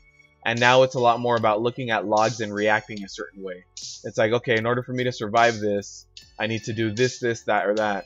So there's a lot more of that, a lot more emphasis on in the moment tanking and being able to survive certain things than there is on the spreadsheet beforehand and walking in as the best tank. Like nowadays, the best tank will actually... Oh, so we have a male. So nowadays, the best tank will actually be able to react kind of in the moment. I don't know if they got this one. So we have a cape, mail, pouch, light vest. That's a vest. Oh, there it is. Somebody got it. Alright, so we'll go ahead and wait for that. Yeah, avoidance. You remember having to get 102.4% avoidance to do a new Barak? And Heath, not only was there crushing blows, there was also glancing blows. So when you would kind of like tank somebody and go sideways and take them wherever they needed to go, that was always a pain. Uh-oh, they went the other way.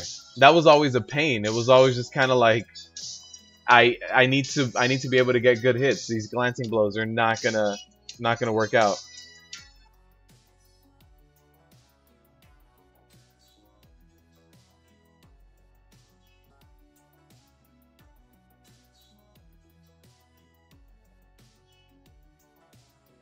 Everyone is gambling. Yeah, Pac-Man, you get the gambling ball rolling for sure.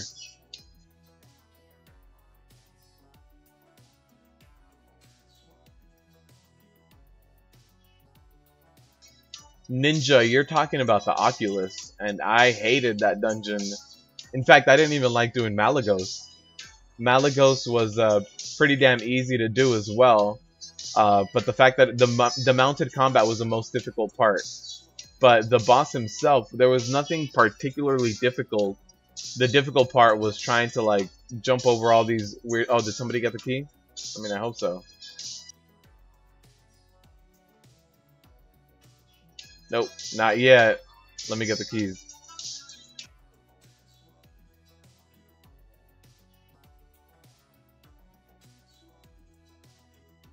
You're not talking about the Oculus? You're talking about the other one out there in that area? Is that what you're referring to? Because Malagos was all mounted combat. Oh, there was the trial one with the mounted combat up to the first boss. You're right. Alright, so this is not a rip key or plus 10 with plenty of time to spare. Please, let's not do it.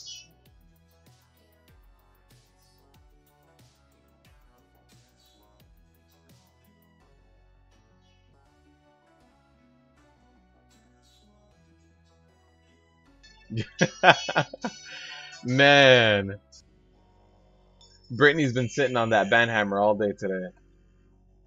Alright, there's a piercing gale. You don't want to stand in that. That rogue almost got one shot by that.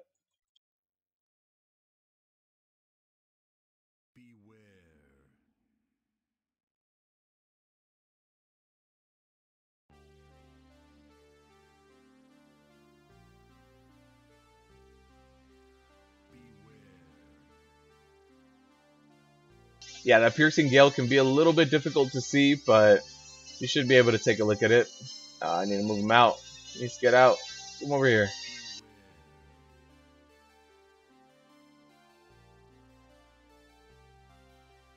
Alright, there we go. It's a lot better. Too busy casting in order to come back. Uh-oh. Uh-oh. That hit a lot of people. Alright, we're good now. Alright, there it is. Keymaster, I had never done a Mythic Plus in Court of Stars, by the way. I do not like doing this dungeon, but you guys can see that clearly I do things for the stream. Do it for the views.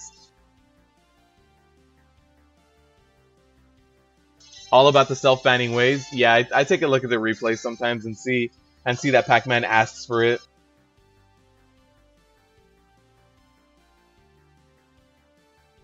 Heath, I don't know if I like it better now, but it's definitely a lot more in like I don't want to say intense, but I definitely have to do a lot more now. Like back then, it was just kind of like throw your shield slams when things. Remember, shield slam removed the magic debuff, so you could save your shield slams, just generate whatever rage you needed to, gear up beforehand, and that's all you really needed to do. Now it's like you need to use active mitigation at specific moments, certain cooldowns.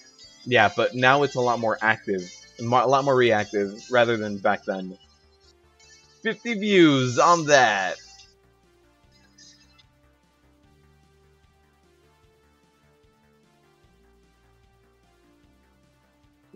Alright guys, that's going to wrap it up for today's live stream. I hope you guys enjoyed it. We got all of Tomb of Sargeras down very, very, very quickly.